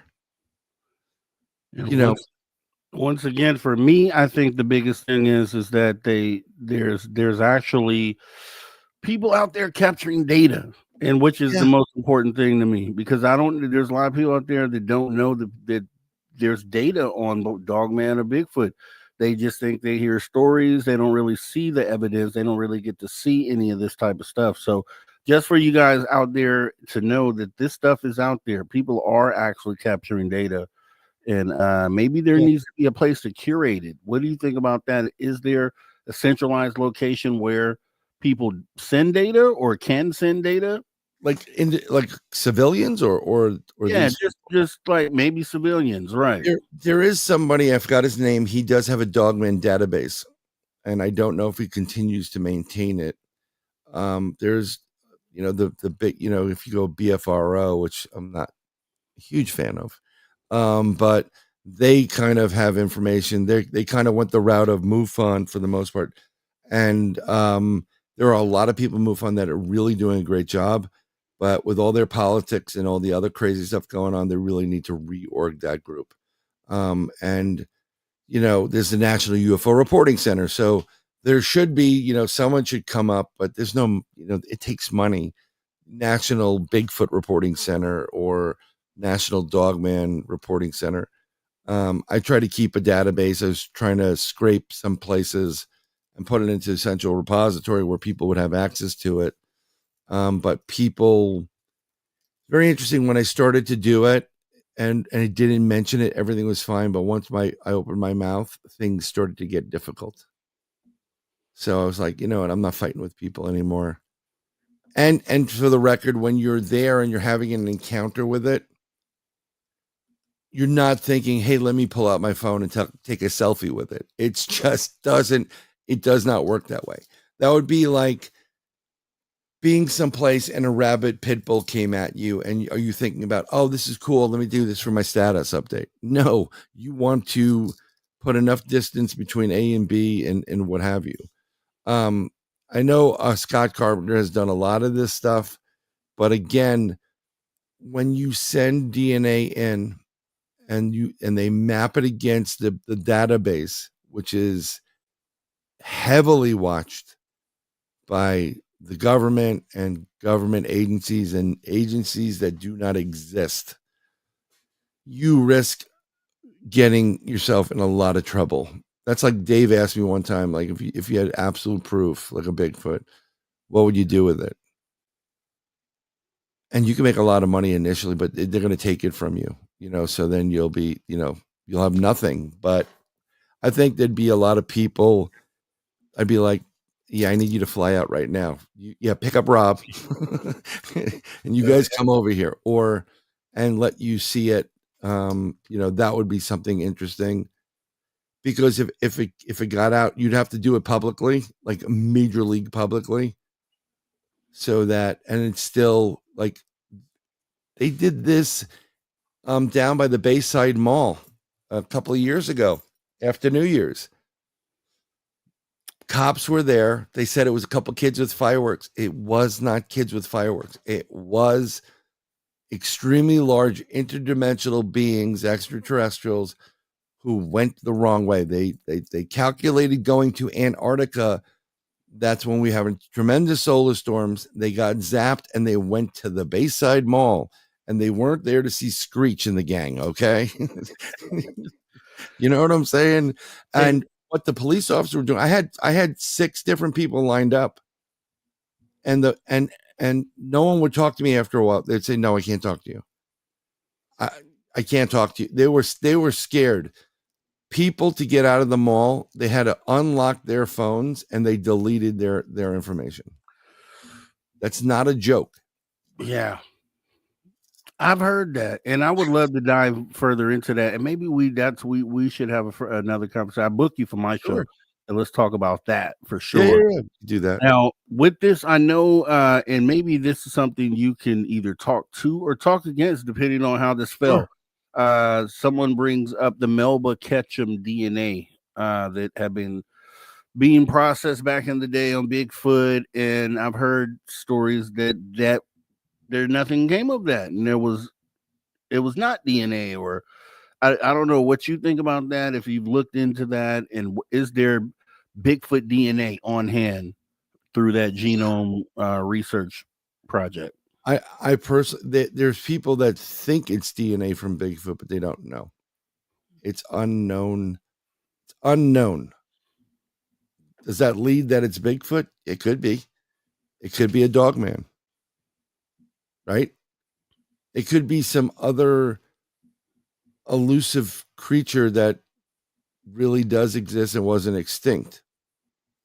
We don't know. And if I'm sure there's a certain markers for a Bigfoot or a Dogman in a government-based database, and if they see it, it's getting pulled immediately, instantaneously, and then all that other stuff's getting scrubbed. So, I mean, you know, what was the controversy though behind Melba Ketchum? Because I know she supposedly had gone through some sort of ordeal behind this study, and came out maybe not looking so great on the other side, just from what I've read about this. Do you have any information on that? I don't have much more on it. It's not that I just discredit it. It's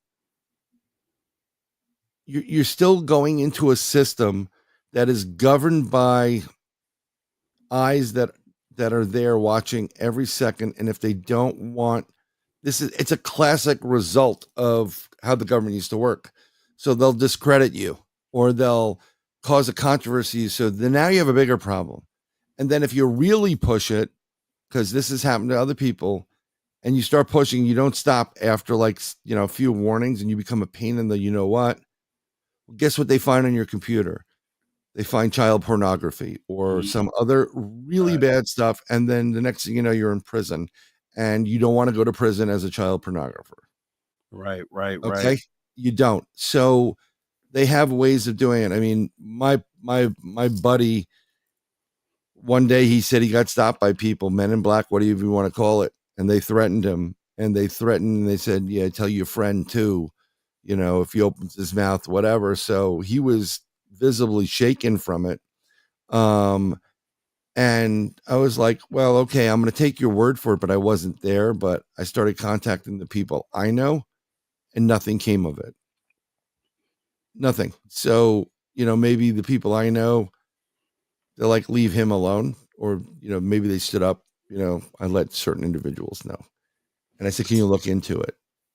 And I never heard anything from them, but doesn't discredit them. If I'm doing things or coming out with information and I'm speaking about it and I'm providing some form of evidence for whatever and letting the public know, and that puts a crimp in their whatever, parade or their plans,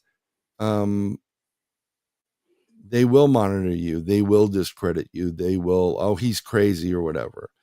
I predicted, and I want to say it, I not that long ago, I said, there's going to be white smoke over Rome. And I get people, I've done this before. I've told people, don't go on a train. There's going to be a train crash. And one of my buddies is in the UK. He's the author of Beasts of Britain, and he does movies, TV now. And he's kind of skeptical on certain things because he hasn't had the evidence or the proof. So when he comes here, I'm going to take him someplace and go, there you go. You happy now? and he'll go, okay, now I got it. But he's like, didn't you just predict this? I said, yes, I did. And a train crashed. And I used to contact people. I've contacted friends like, you need to go see the doctor tomorrow immediately. You need to go. And some people kind of blew it off, and then they weren't feeling well and said they should have listened. Other people went, and they found out they have a major problem. I'm not doing this for, kids shows. You can't hire me for a birthday party. I'm doing it to try to help people. And I got questions and I got answers that, I want answers, just like everybody in this chat, people that are listening to it, yeah, it's just, it's crazy. We need to get rid of the people that are in there at 1 to 49. We got 8 minutes left here before we end, and we have about 3 questions here. Yes, sir. These are 2 that you were touching on during the break. First one was the Damian Wyatt question, where statement saying the units that deal with these creatures would be in full tactical gear and armed well, and you made a statement about that during the break. Yeah, I did. I mean, I pretty much, we don't know. We're just seeing what we see here, but there very well could be armed guards and a tactical group with these 3 men, because it seemed to be more than one truck at one point in one location, and you don't know who was in the woods. So unless we had more images and more color, we couldn't really tell what would happen. But you also have to have the liaison that deals with people on a non-alpha level. Okay, and this is another part of what you were addressing as well, Olaf P. Perry. Costs a lot of cash to keep a chopper up in the sky and spy on you. 98% of people aren't worth it. Right, but we're not talking about people. We're talking about a cryptid that is basically a killing machine. I think you was maybe making when I made a statement earlier about when Dave said that likely those people with 500 subscribers aren't having these choppers, black helicopters flying over their studios. I don't think I have choppers, and I don't think I do anything crazy. I do have people I know, and they've asked for my assessments on certain events, and I've given them assessments with things, or I've warned them about certain places and to look in certain locations. And that was last New Year's Eve is just an example. I did it early in December, and magically within 48 hours of me sending it, not hearing back from anybody, because I don't expect it. Certain individuals were arrested for trying to sell nuclear material. All right. This is one question that I'm sure we've talked about before, but would love to hear. Missing 411 as it pertains to Bigfoot and Dogman, are they responsible for a percentage of these, or what do you think about that? I think I think some of them are, and a lot of them, they're animals. They eat meat. They probably will eat themselves. And then on top of that, you have the normal range of animal. And then you have what could be considered a mentally challenged or a disfigurement or deformity. And you don't know what they're like. It's usually when it gets really out of control with a Bigfoot or a Dogman, it's usually that, I say juvenile, but we're not talking about a little kid going to pre-K or elementary school. We're talking about a teenager with raging hormones and think they can kick your butt every time you go out to the mall or whatever. Spit and vinegar, and they're going to show it off. And the older ones know that if you cause a problem, bullets will fly. It's going to be a bigger deal. So they usually rein them in. But missing 401, it's very well could be that. I'm still trying to figure out the staircases that go to nowhere. But I think they go somewhere. And a lot of people I've talked to about them said, do not climb those stairs if you find them in the woods. Because they may be doorways into a different dimension or a portal. And you don't know what happens. There's somebody that's very familiar to this network, was on an investigation. They used a heat thermal. That part of their team went through something. They disappeared, and then they came out at the other end and like, what the heck was that? And that seemed to be a portal. And not long after them, not very long after. They all got very, very sick and died. So I'm working with somebody in state of Florida. There's a place that has portals on it, and I told them none of us are going in there, but we're going to send a drone in because I don't need to die or go into some space that I'm not familiar with and not be able to find your way back. Yeah. Yeah. I've always been afraid of those trees that are hollowed out big enough for someone to walk into. I've always been afraid of those, but not necessarily because of the phenomena. But now that I realize that there's other things that go on, it just makes me even more afraid to approach those portals. Now, here's the last question. Actually, was lines right up with portals from Paramore. It was on the question we were talking about earlier with the Miami Mall. Says, can I ask how you know that info about the Miami Mall? What happens if I didn't give up my phone to delete pics? How did about them heading to Antarctica and missed? Okay, so if you take the reverse of where the GPS coordinates of the Miami Mall, Bayside Mall, and you reverse it, it takes you to Antarctica and pretty close to where the pyramids are and some other stuff. And there's a lot of talk about these interdimensionals and other beings heading to Antarctica and having space up there that they use. That's why every nation on the planet, even the ones that are fighting wars in front of your face, all agree about Antarctica. Something weird's going up there. As far as knowing about it, not long before that Miami Mall incident, I had two separate instances of one was a fleet of UFOs, 7 of them flying south from Miami direction over my house north, heading up towards it's in Palm Beach County. My youngest daughter saw them. She's like, ooh, I saw a UFO. I said, you didn't see one, you saw 7. And we have some video, but it's not great because it's crappy iPhone video, and iPhone has an artifact, and it's just not, I can't keep a good camera on me 24/7. And then not long before that, on the 29th of December, when my same youngest was having, 3 or 4 friends over at the house, like 12-year-olds.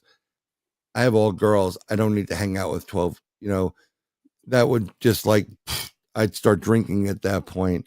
So I was hanging out back, and I went up to get another one of these bad boys, and a UFO, same color and everything, kind of like on fire, came towards me over my house. I called out to everybody. Everybody came out, and I video, taped on my phone, and it started heading south. Okay. We're not that far away from where the Miami Mall was. That's 1. 2, during that time period, we were going through major solar storms, like coronal mass ejections. And it's my theory that it got bombarded by these coronal mass ejections. The equipment got fried and reversed it. And that's why they ended up at the mall. They weren't shopping for Prada or going to Lululemon. And what was described there was these beings that were kind of flickering.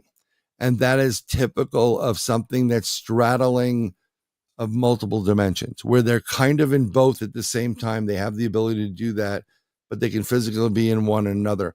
If you look at the videos that were coming out independent, there are 10-foot beings that are walking right in front of your face.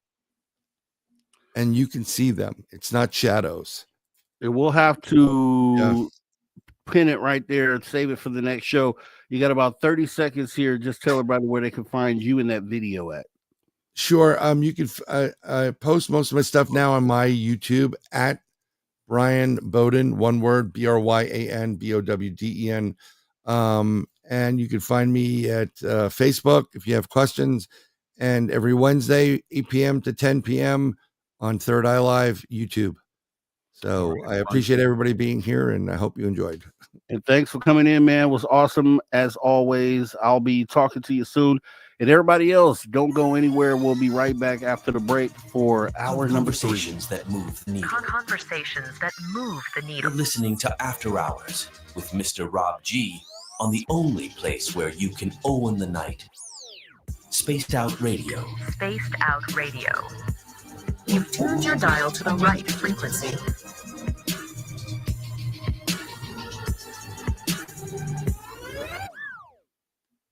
All right, we're clear. All right, Brian, take care. Talk to you soon. You got it, bud. All right. Well, bye.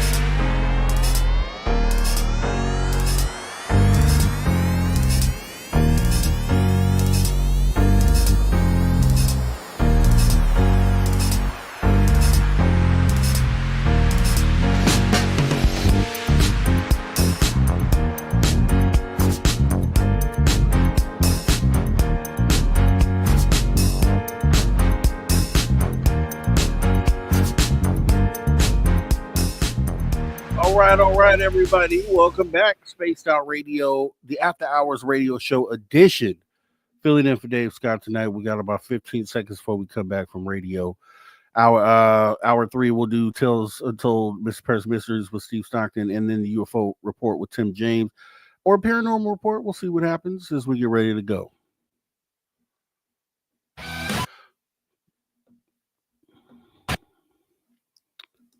All right, since that crashed, give me just a second, guys. We don't miss a beat here.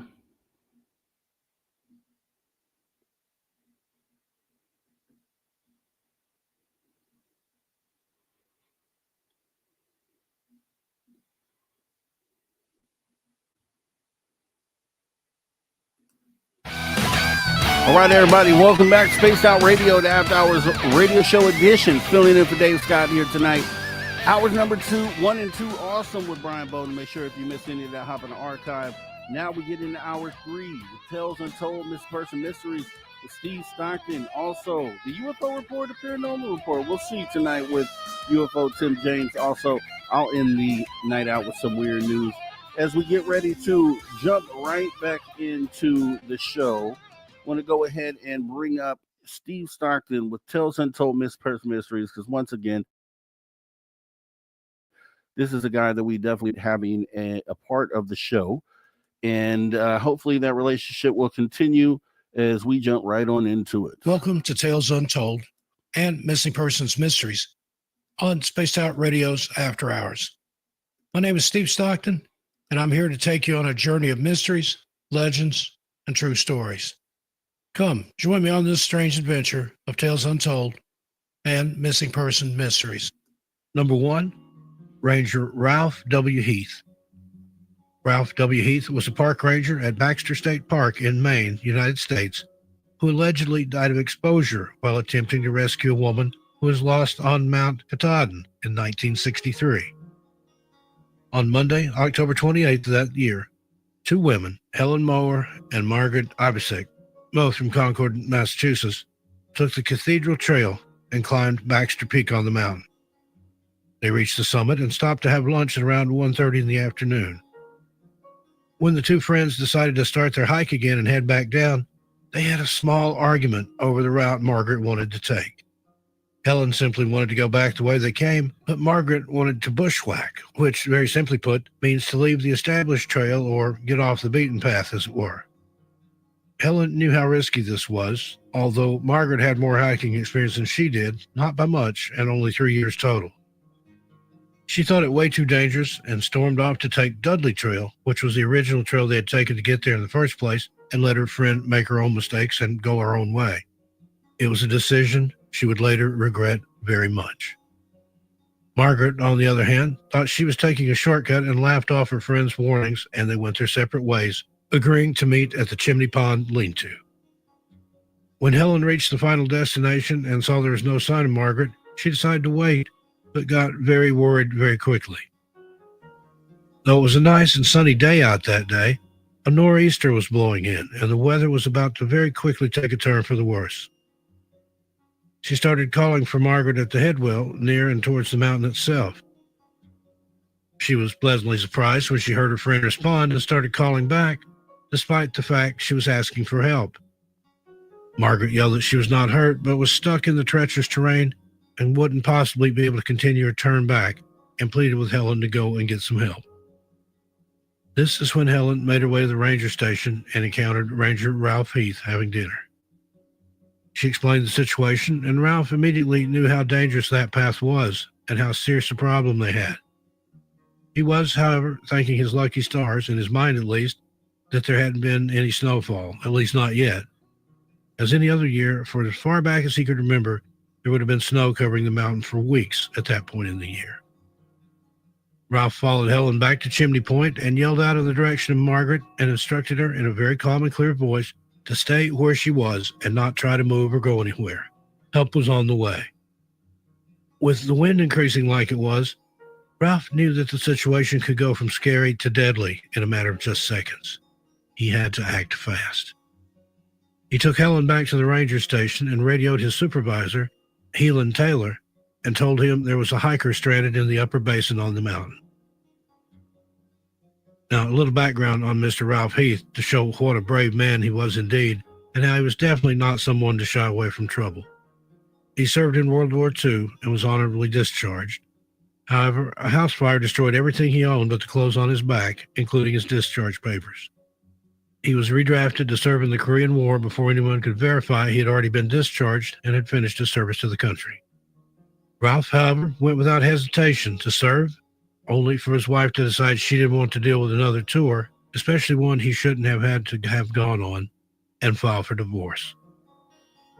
So, this was a man who was seeking solitude and peace in his life after all of this tragedy and heartbreak, and he absolutely loved his job as a ranger and the beauty of the mountains. Despite the weather outside becoming more and more perilous and the orders from the supervising ranger that they had to wait until morning to attempt any kind of search and rescue, Ralph decided the risk to Margaret was too great, leaving her out there all alone at night. Snow was definitely coming, and a lot of it. He decided to attempt to rescue himself, despite it being nightfall and dark outside. The temperature had drastically dropped as well. He borrowed Helen's backpack and filled it with essentials such as food, a sleeping bag, water, a parka, and extra clothes. He also took 80 feet of rope, and at 11 p.m. that same night, headed alone down Dudley Trail. It wasn't until 5 hours later, at 4 in the morning, that he reported back to Helen. He told her he had spoken to Margaret about an hour after heading out and was able to obtain her location, when he again told her to stay put and assured her help was on the way. She reiterated she was uninjured, but very cold. She's probably more than a little scared as well, I'm sure. He told Helen that Margaret was near the waterfall, and he wouldn't be able to reach her without more rope and more people. This was an area that even ice climbers considered treacherous and dangerous. Ralph was also extremely concerned because Margaret was refusing to stay and wait for help to arrive, and was determined to find a way out herself for fear she would freeze to death before anyone would be able to rescue her.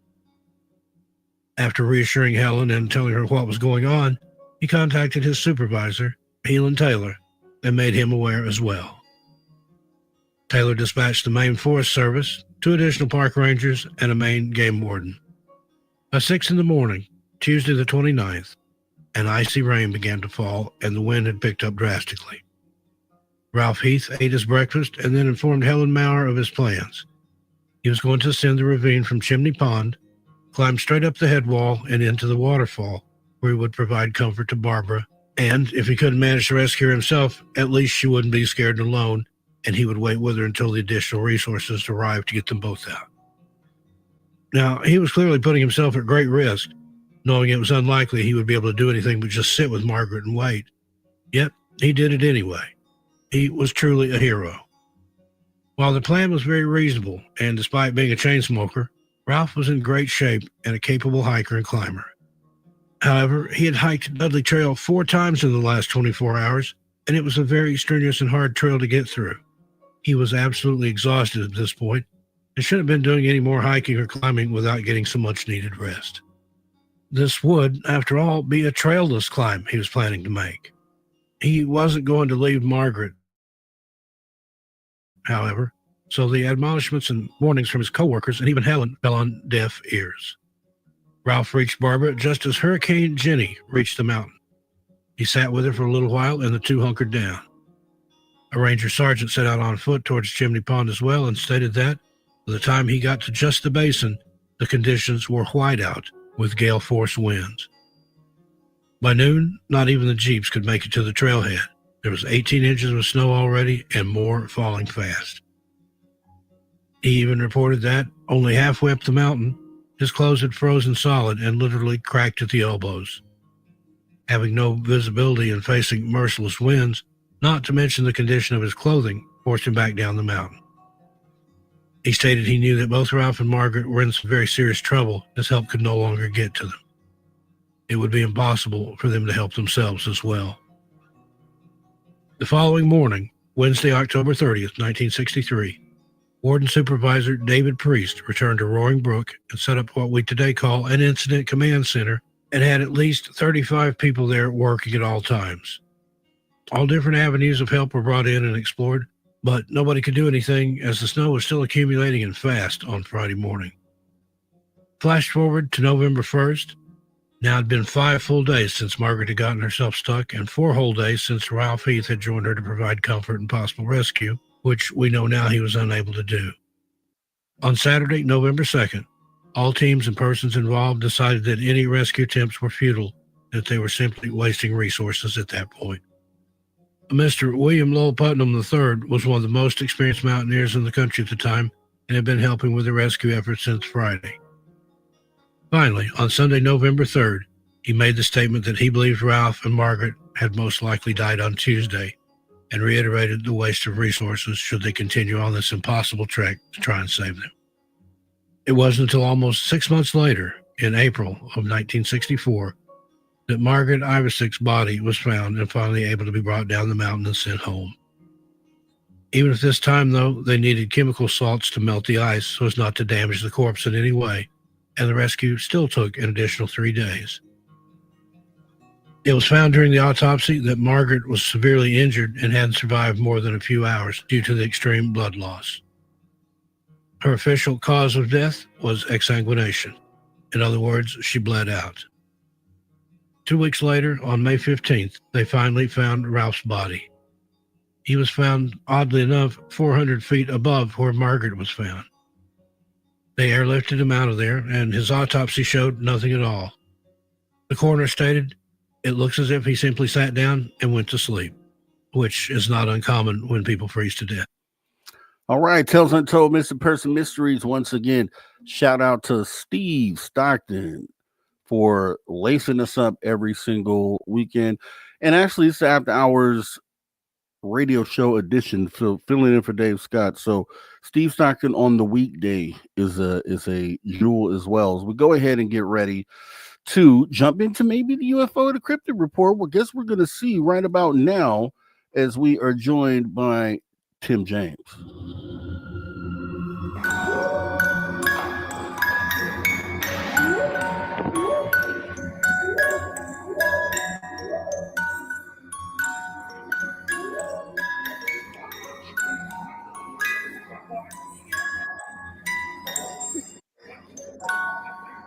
All right, awesome stuff. We are joined by UFO Tim James. And Tim, not sure if we're doing UFO report or paranormal report tonight. Which will it be? I'm not 100% sure yet, Rob. I'm really not. I don't know. I've been going through some stuff here, and I've been reading, and I don't know. I'm just not really impressed with what's going on in the UFO world, man. I'm really not. I'm finding a lot of a lot of promises, surprise, that seem to be falling flat. But yeah, I'm just so got a bit of a soapbox, and I got tons of stuff. I don't know where you want to go, man. You did state earlier that you had this itch you needed to get off, and I'm all about that. So go ahead and scratch that itch, sir. Okay. So I don't know about you. Okay. I'm being from up here in Canada, and the polite people and all that sort of good stuff. I ran across an article, I guess yesterday. Yeah, probably yesterday. And it was this Wikipedia thing where they're going to they wanted to start wiping people out. So, I mean, just my opinion so far, it's Wikipedia. Okay. And I get that it may not be the end all be all of information for all of us and stuff like that. But the problem that I have with it, it's a start. It's the start. It's that crack where they put that wedge in, and they can start censoring and eliminating things that they don't like. I get it, but I don't know. This is a dangerous and a slippery slope. So I kind of wrote up a little article, and this is all my opinion. I did one of these on Monday, and I'm hoping everybody's okay with it. But this is another one, and I'm not too impressed. So in a move that was reeking of intellectual cowardice and agenda-driven censorship, Wikipedia has targeted the pages of Christopher Mellon, Pippa Malmgren, and her late father, Harold Malmgren, for deletion, and which is basically a blatant assault on credible voices advocating for UFO disclosure. This coordinated purge, spearheaded by editor Chettsford, reeks of a calculated effort to silence high-profile figures whose credentials and revelations threaten the establishment's grip on the UAP narrative. Christopher Mellon, former Deputy Assistant Secretary of Defense for Intelligence under Clinton and Bush, is no fringe conspiracy theorist. As a key figure behind the release of the Pentagon's 2017 UFO videos, Mellon's work with the New York Times and To the Stars Academy forced the U.S. government to admit UFOs are real. His Wikipedia page, meticulously sourced, was axed on flimsy grounds, with Chetsford dismissing it as a BLP. So a BLP is a biography of a living person, reliant on non-independent sources like UFO organizations. This conveniently ignores Mellon's extensive coverage, and outlets like The Guardian, The Vice, cherry-picked as mere quotes to justify erasure. So the timing suspiciously aligned with his vocal push for congressional UAP investigations. Harold Malgrum, senior advisor of four U.S. presidents, Kennedy, Johnson, Nixon, and Ford, was a titan of geopolitics and economics. With a Yale summa cum laude degree and Oxford PhD, his deathbed testimony aired in a 4-hour American Alchemy interview on April 22nd, which dropped bombshells, claims of handling UFO debris, witnessing extraterrestrial footage, and CIA briefings on otherworld technologies from Richard Bissell, former head of Area 51 operations. Within 24 hours, Chetsford's nomination of his page for deletion, sneering at a wacky claim about marauding space aliens and downplaying Malgram's storied career as a minor staffer. This smear insults a man whose economic papers were cited by the Supreme Court and whose diplomatic work shaped global trade. The nomination's venomous tone and evocation of obscure UFO nation rules betray a desperate bid to bury his UFO disclosures. Now, Pippa Milgram, Harold's daughter, a former economic advisor under George W. Bush, faces the same guillotine. Her Substack articles and interviews amplifying her father's claims and advocating for UAP transparency have made her a target. Chetsford's nomination of her page alongside her father's dismisses her as a mere echo of the usual, in quotes, the usual people in UFO circles, ignoring her independent stature as an economist, and author credited with coining shrinkflation. The timing, hours after Harold's explosive interview, screams retaliation against her role in amplifying his legacy. X-posts were ablaze with outrage, calling out Chetsford's deletion as a shameless attempt at censorship, which I agree with, and linking them to skeptic groups like Susan Gabrick's Guerrilla Skeptics, known for policing UAP content. Users pointed to the Streisand effect, noting that erasing these pages only draws more attention to Malgrum and Mellon's claims. One post quips, they're trying to delete history, but the internet never forgets. This isn't about Wikipedia's notability standards, not at all. It's a witch hunt. Chetsford's nominations weaponize bureaucratic jargon and discredit unimpeachable sources, mischaracterizing Mellon's and Malgram's careers while sidestepping their UAP advocacy impact. The deletions align with a broader pattern of suppressing UFO whistleblowers, from David Grush to Elizondo, whose revelations have forced government accountability. By erasing these pages, Wikipedia isn't just rewriting history, it's complicit in stifling a truth the public actually deserves. As Pippa Malgrum asked, what's the cost of assuming this isn't true? Apparently for Wikipedia, the cost is integrity itself. It drives me nuts. So, update. What they did with Harold's Wikipedia page is they basically removed anything to do with UFOs and UAPs and left it because he's passed. So it's a biography on what he accomplished in the mainstream. Mellon's completely wiped out. There's no trace of it on Wikipedia. And Pippa's is still got the little red box up there, and this has been nominated for deletion. This stuff drives me nuts. It's like I say, I know it's just Wikipedia, and I know it's a small piece, if people allow this to happen, this is my opinion. If people allow this to happen, go, yeah, it's just Wikipedia. What's next? What's next? These people work their butts off to try to move with the disclosure movement. And there's people out there that are trying to pull the carpet out and pull the even, obviously the credibility away. So that's my rant. And that's an awesome rant as well, and well placed as well, because we definitely don't want to give up freedoms. We want to have places out there that we feel like are safe places to go or look to when it comes to absorbing information. I think as I was listening and thinking about, I think one of the things that gave Wikipedia its credibility is the pedia part, right? We all grew up on encyclopedias where this was the only way for you to go back and get historical data or knowledge.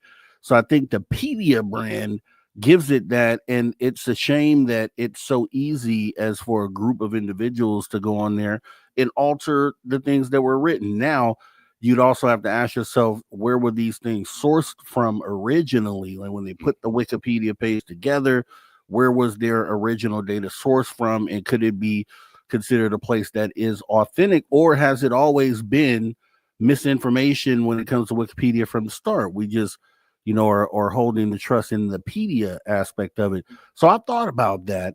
But then we know that there's actively a group out there called the Guerrilla Skeptics, who were brought up a few years back, and they were editing everyone's page. Lou Elizondo, all the important names within ufology. And then what that does for me, even without, this latest story coming to forefront, it still makes me think when I'm reading, am I reading something that has or has not already been altered by these guerrilla skeptics? Because it then takes the value away from the page. And I don't know if that's a war that we can even win as far as like restoring that back into Wikipedia, because I think it's already been lost. Yeah. And you're right. And that's the thing. It's a two-sided coin. And like I say, you have to tread carefully, obviously, when you're reading and researching through Wikipedia, because anybody can go in and change anything. But for something that you and I and the audience and all the listeners probably know about these people, you can go and read, you go, that this is legit because we've studied or we've heard stories.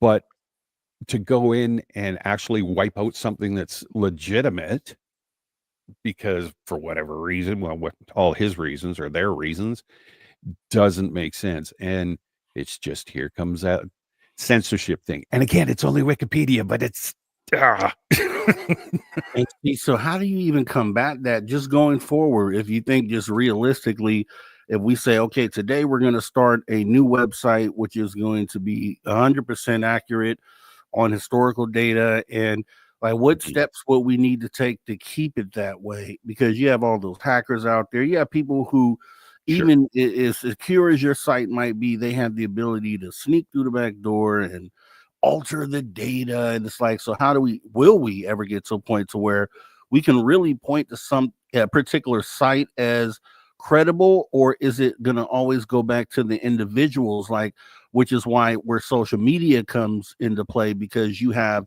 this direct person's quote unquote website or information coming right from the horse's mouth in a lot of cases. So is that where social media ends up being where we should be looking to going forward for all of our information?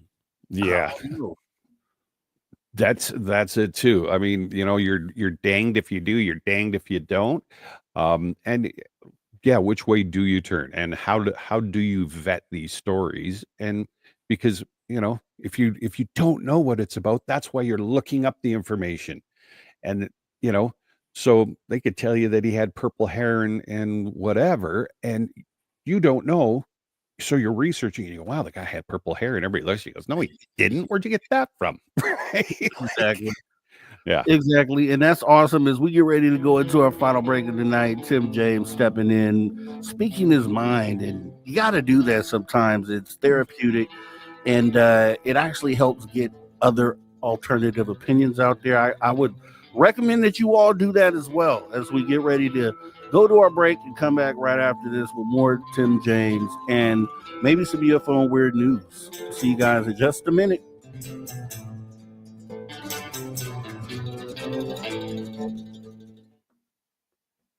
All right, we are clear. We are clear. Excellent. Yeah. So Getting excited for Vegas or what? I definitely am. I'm trying to find out what our itinerary is going to look like. Right. So I know kind of because it's going to be over like 4 or 5 days. I don't know that I'm there the entire time, but I want to make sure I'm there during the important parts. If you know. Yeah, definitely. No, This I think first time. Yeah, or no, actually, no. This is my second time. The first time was I rode from after I had divorced from my first wife. Had nothing left but my Harley and a bunch of stuff. So I decided to take some time off work. Got on the Harley, rode from Vancouver all the way down the coast, down through into Los Angeles, stayed out in Los Angeles, and then drove across to went into Vegas and stayed at some no-tell motel. And I don't remember too much of the trip until I left that a couple days later. Yeah, it was a bit of a mess. That is one, especially if you got to if you need time to think and all that. That's a good trip to take right there. Do you remember how you got back as far as the route you went back? Yeah, I was gonna truck back across and go up the coast, but I just did the I-5, went through the I-5 and just followed it straight up. And okay, yeah, but the coast is unbelievable. It is. I'm trying to. I was trying to see if you had actually taken the trip going up, from Vegas to Reno to 80 and then over. Yeah, because you're going to see that, during this trip. We talked about going to Area 51. So that's going to be, you're going to get to see some of that. And it is so awesome and so epic. Oh, my God. That's what I really want to make sure I'm there for that. Oh, yeah, definitely. I'm looking forward to that hardcore. That's going to be awesome. Get some pics and see if we can get kicked out or. It's not that hard to do, actually. They'll depending on, they'll annoy you sometimes. And here's the thing, it's public land. You cannot actually make us leave. You can't tell us to leave. We could sit there and we could camp for 5 days straight if we want to, right in front of the gate. So there's nothing they could do, but you'll see video of them turning on sirens and making loud noises and turning on bright lights at night just to kind of get on your nerves and try to get you out of there.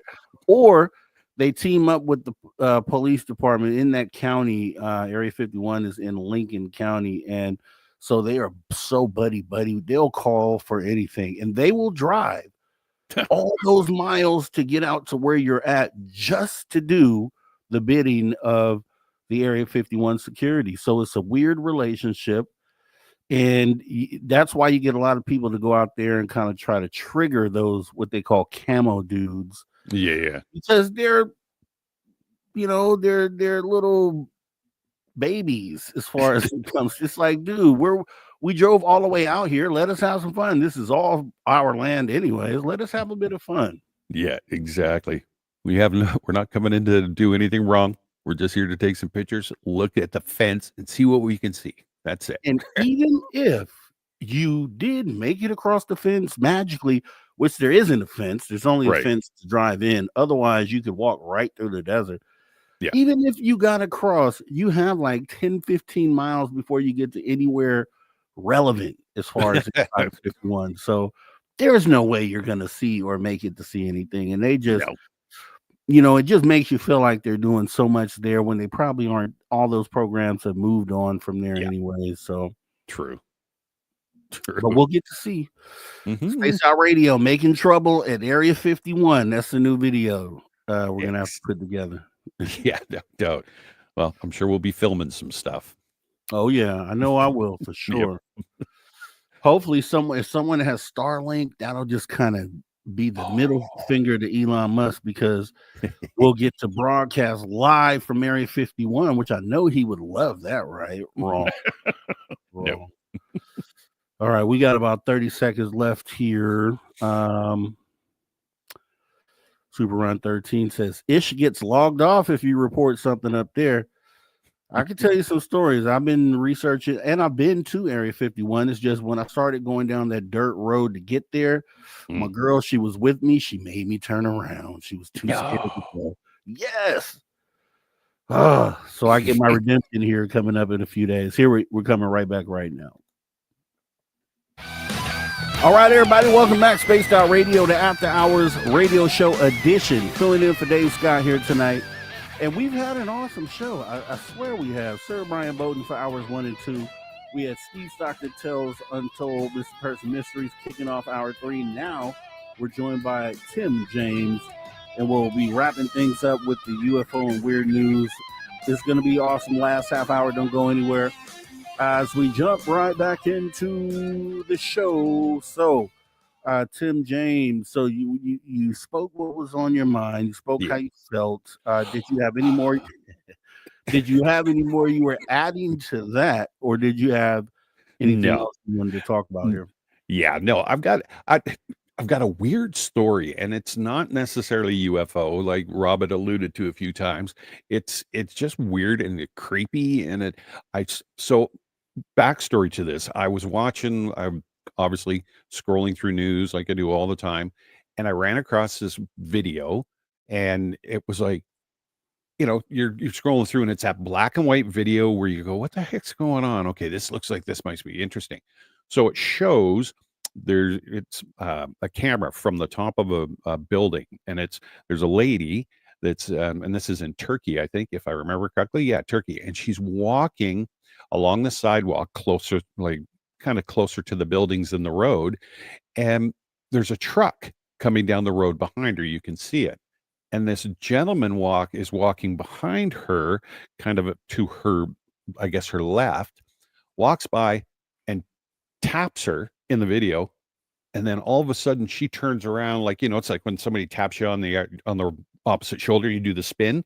She did one of those. She turns around and all these crates come falling off of the truck. Whoa. So I was like, oh, I got to dig into this. So this happened in 2019. So a grainy security camera in a bustling market street in Izmir, Turkey, captured an event that would later spark endless debate. A young street vendor, Elif Kaya, was tending to her flower stall, arranging vibrant roses under the midday sun. Unbeknownst to her, a delivery truck parked nearby had a loose cargo strap and a stack of heavy crates teetering dangerously as the driver began to pull away. So at 11:47 a.m., a man in a faded gray coat appeared in the frame of this film.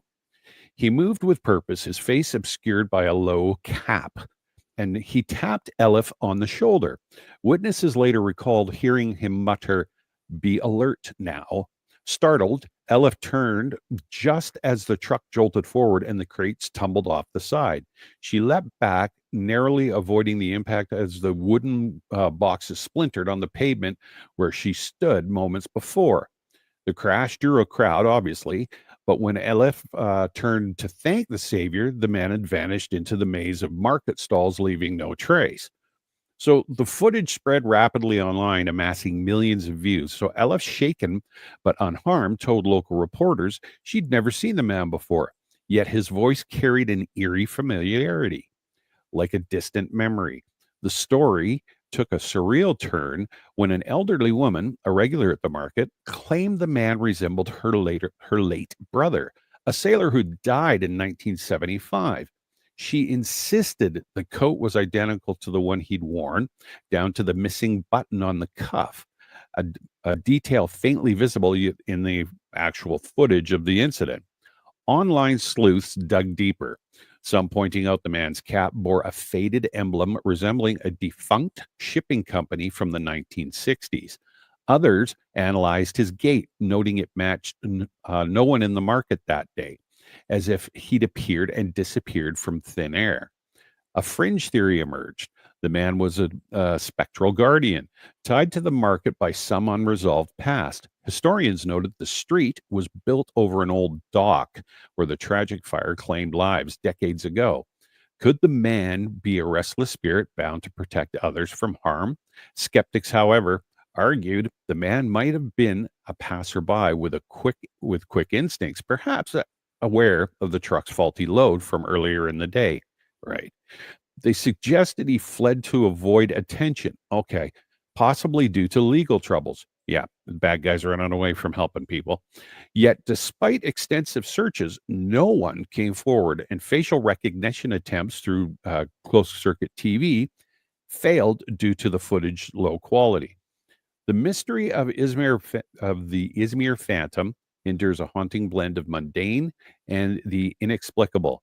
A lake keeps a single rose from this day preserved in her stall, a quiet tribute to the stranger who saved her life before vanishing into thin air. Wow. It's a trippy video. It's very short, but you kind of go, what the heck? It just, yeah, even watching it, you go, something's not right. Well, I've seen, some of that proof, I guess, if you want to call it proof, where living things are aware of something that's there that other people aren't seeing for whatever reason. And I saw a dog when I was researching my whole orb situation, and I came across a time where an orb flew right past the dog, and as it flew, he turned and looked in that direction. I'm like, okay, this can't be seen by human eyes. So is it that the phenomena can be seen in a certain spectrum, or is it only visible to certain individuals in that moment, like what sounds like in this case? And that's why it's a great rabbit hole to kind of jump down, because there's so many options or places that you can go with it. What are your thoughts about that? Yeah, I agree. Like I say, to do with the story, it's simply there's the watching the video, something doesn't seem right. So that's what triggered me. And then, it's just this little thing gives you a little blurb, and I was like, okay, I got to research it. But I think you're right. I think too, and I think a lot of people would agree that animals, especially when you were talking about your dogs and stuff like that, they pick up on that stuff. And I think that also, they if you can't see it, I've heard animals that'll warn you because they've been warned, if that makes any sense. Mm-hmm. And I've heard stories from people I know that they had no idea, and the dog, all of a sudden the dog's doing nothing, or whatever the animal they're with, and it comes running in, and they're like, what do you do? And it's protecting them from something that just all of a sudden appears, or a beam falls down. And, especially up here with all the barns and stuff like that, heard a lot of stories of guys and gals that have had that happen to them. And it's like, wow, like, how did your horse know that? You know what I mean? And yeah, because maybe something came up to them and went, hey, protect Rob, man. He's going to get knocked out. And it always, because you can point back to times where animals have acted as a whole, as one group, in reaction to something that didn't happen until afterwards, like leading up to earthquakes and things of that nature. It's like, what level are they tuned into to where they are able? And here's the wildest one that I know everybody out there experiences: when the UPS driver is about to pull up to your house. He hasn't pulled up yet. Yep. And they are already at the door anticipating this moment to happen. And I'm like, where are they tapping into to get this information? Yeah, for sure. For sure. My dogs do the same thing when Amazon, or it's like, what do you guys, get away from the door? And then all of a sudden it's like, oh, who's that driving down the road? It's like, how do you do that? You can almost now, and I know for me at least, I know to trust them now. I'm like, okay, driver's about to pull up. And then that's what happens. It's like 1% of the time where there's something else is going on. But for the most part, they happen to have it locked down, and I don't get it. I wish I could too. But that's why they say keep your friends close. That's why you keep your friends close. Your man's best friend. That's right. It's supposed to be your companion, probably, maybe for that reason right there. Mm-hmm. Definitely. Little Timmy's falling down the well. Show us where he is, Lassie. Yeah, I get it totally. Exactly. So I had Joe Monk wanted me to ask, and I'm not sure what this is about the videos that he shot last night. Did you see those? Yes. Okay. So I'm not going to, I don't want to run into your time here, but this, we finished the show last night, the fantastic show. And we just shut everything down. Dave and I were just sitting BS and he was doing some editing, and Joe sent us a bunch of videos and, well, 4, and unbelievable. He sent me another one tonight, or one of the ones he sent, and the noise outside of his house, back in the bush, I've never heard anything like it before. A howling, screaming. Dave and I was like, there's like samurai chatter going on in some of the video. And then Joe goes, "Did you see the eyes?" And I couldn't see him last night, right? Because just the way Dave's phone was. So Joe sent it to me tonight, and it was that, whatever, the 3rd video.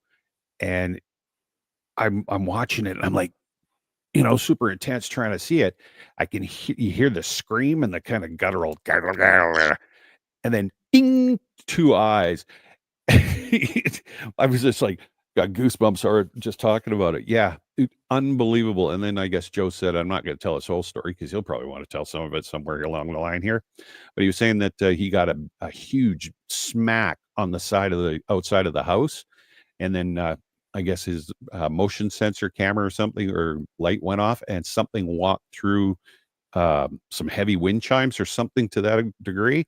But yeah, he's definitely got some woo happening around his house, and all 4 videos that he sent are incredible, man. They're like, whoa.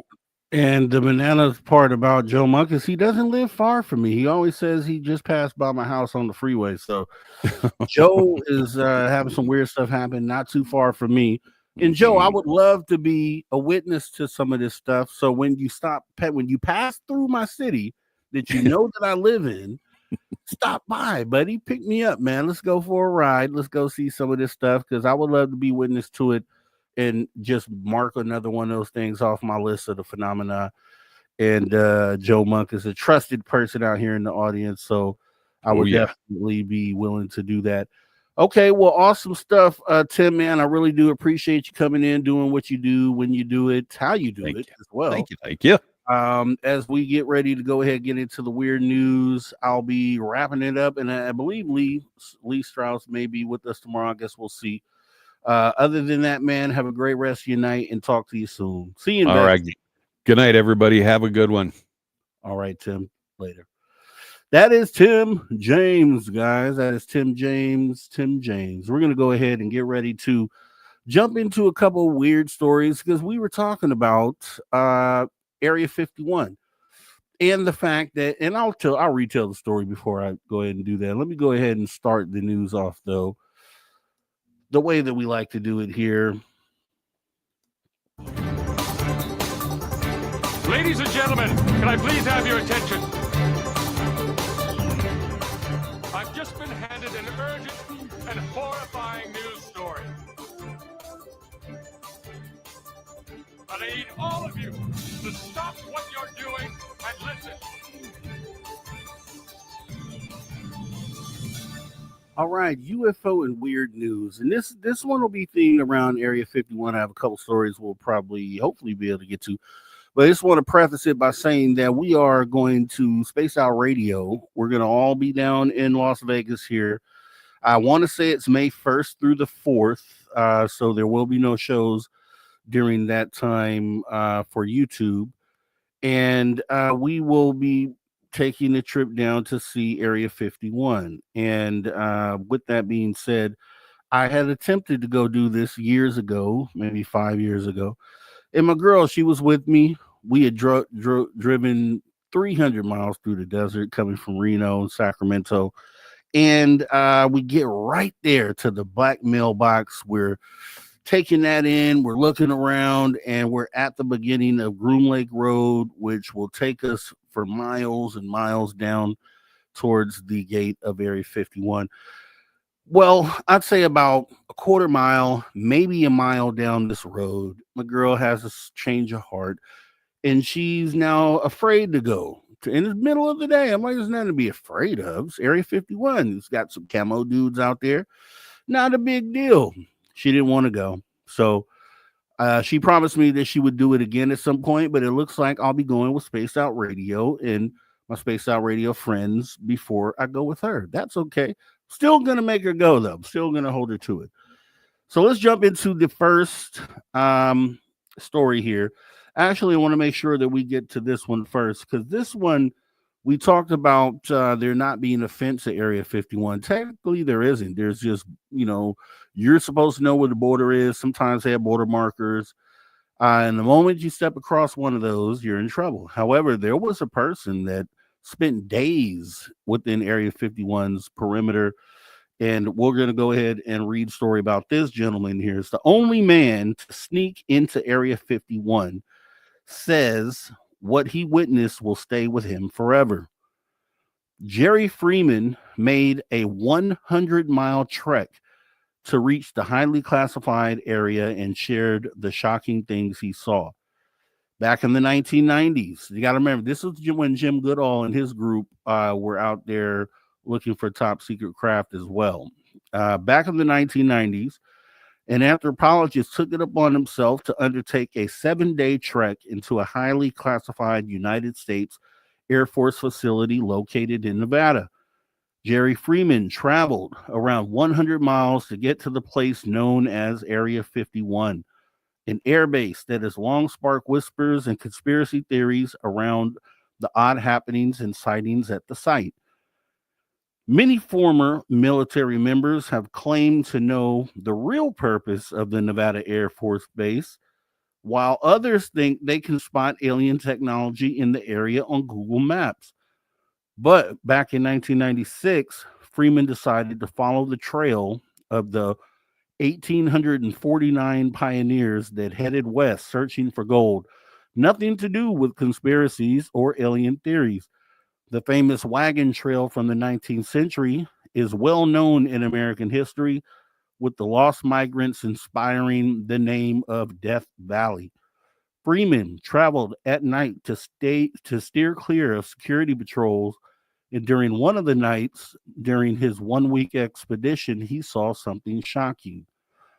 Located near Papoose Lake, a dry lake bed in Lincoln County, he told journalist and UFO researcher George Knapp that a doorway opened up in the middle of the air, letting out a blue light before closing and disappearing into thin air. Some ufologists have said that the country conceals a secret alien spacecraft hangar called S4. Recalling what he saw, the anthropologist said, quote, "It looked like a dry lake bed to me, nothing else. But at night, it was a different story. Quote, I could clearly see what were security lights on the perimeters, and I could see lights that opened and closed near the center of the lake. Comparing the vibrations that night to an earthquake, he further claimed that he witnessed everything unfold for 2 minutes. He did suggest that something might have been tested underground, or he was getting vibrations completely from Groom Lake, not being too sure. Until 2013, the U.S. government avoided mentioning Area 51 in documents, calling it Groom Lake instead. Quote, I think if they'd caught me in there, that they'd have lit me up like a Roman candle, Freeman said to Knapp in a recorded interview before his passing in 2001. While he was originally looking to find the lost inscriptions of the doomed group of gold prospectors that were searching there for a shortcut to the gold fields in the state of California, the man instead claimed to see something otherworldly. The group were believed to have tried to cut through Death Valley to get to California, failing to make it and giving the area its name, though they had left their journals behind. This meant that explorers could pinpoint their journey across the U.S. Some of these markers were within Area 51 territory, and while he was supported by the likes of the National Park Service and the Bureau of Land Management to find these historic pieces, the U.S. Air Force definitively told him to steer clear. On top of all this, S4 became a popular talking point at the same time thanks to Bob Lazar, a man who claimed to be a former government physicist who worked on what he said was reverse engineering alien spacecraft and extraterrestrial technology. He would claim that the government both recovered UFOs and made their own modified alien hardware in the back end of the 1980s. Lazar would even make appearances on TV revealing that Area 51 existed and that the government would carry out classified projects there.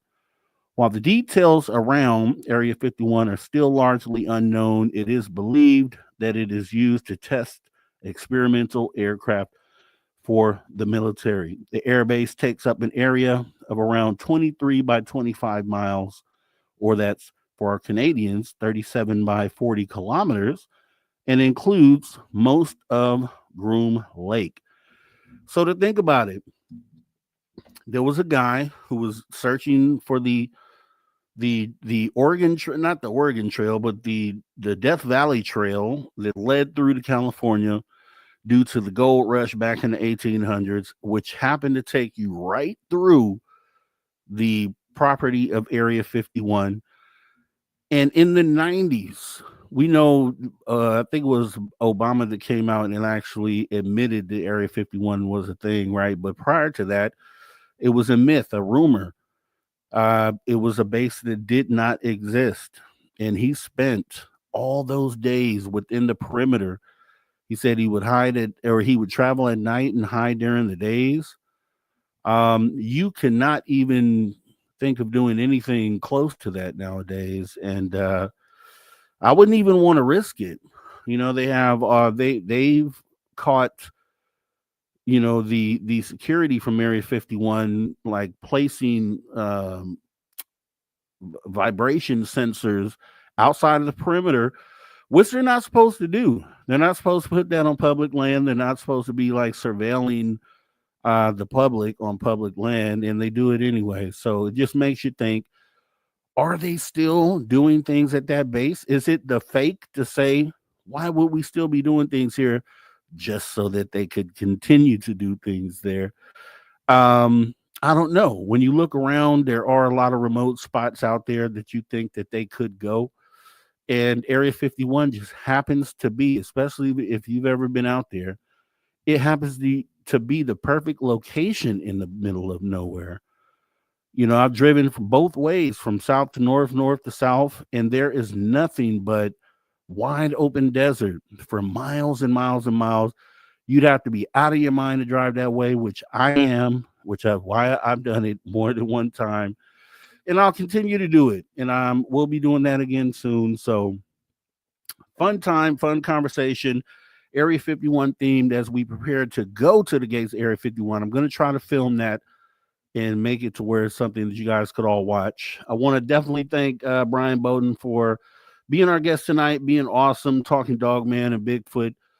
For hours 1 and 2, I want to thank Tim James for coming in and speaking his mind, voicing his opinion here in hour 3, along with Steve Stockton tells us all missing person mysteries. I want to thank the man that you hear right there as well, Mr. Ron Bumblefoot. He's the man that rocks us out each and every show as he teaches us, he tells us, never say never again. Because yes, the phenomena is real, which means that anything and everything we talk about underneath that is plausible, it's possible. If you love tonight's show, make sure you show your love by hitting that like button, also by throwing those horns up, right? We appreciate you tuning your frequency to Spaced Out Radio, where we do what we do best. What's that you ask? We own tonight. Spaced Out Radio's copyright SOR Media Ventures Limited. Spaced Out Radio, it's been a pleasure serving you as your host tonight. Filling in for Dave Scott. I'm Mr. Rob G. This is the After Hours Radio Show edition of Spaced Out Radio. It's all our space travelers out there. It's not a goodbye, nor a farewell. However, you best believe as we go off here for the night, we'll be right back doing the same thing, same time. Make sure you're here. We'd love to see you back. Have a great rest of your night, guys. Talk to you soon. Later.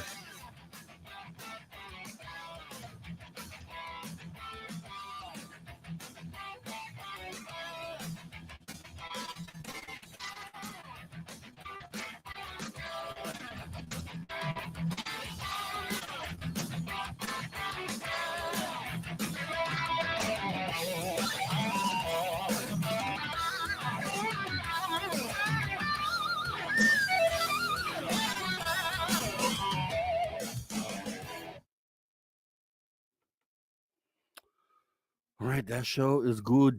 That show is in the bag, and I do appreciate everybody coming and hanging out here tonight with us and doing the thing that we do, especially when we're filling in for Dave Scott. This gives a chance for the people who are here normally during the week to see what we do on the weekend.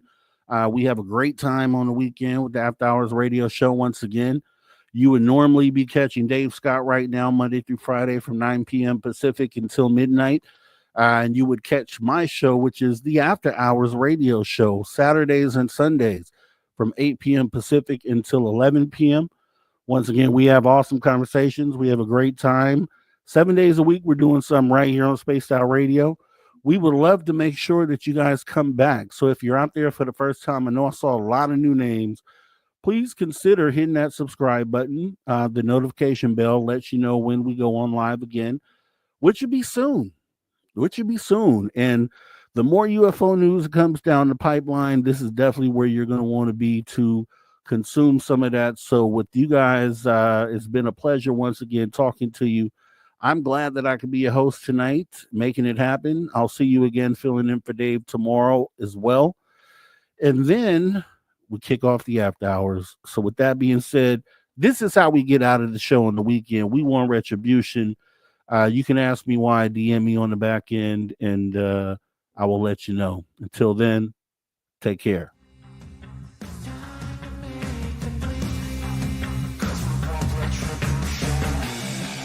Cause we want retribution. Oh yeah, we want retribution. Oh yeah, we want retribution. Oh yeah, we want retribution. Yeah, we ran out of patience. Boil up with the cold hard hatred. I can feel the vibration. Feet in the streets, it's a new sensation. I wanna break faces on the pavement.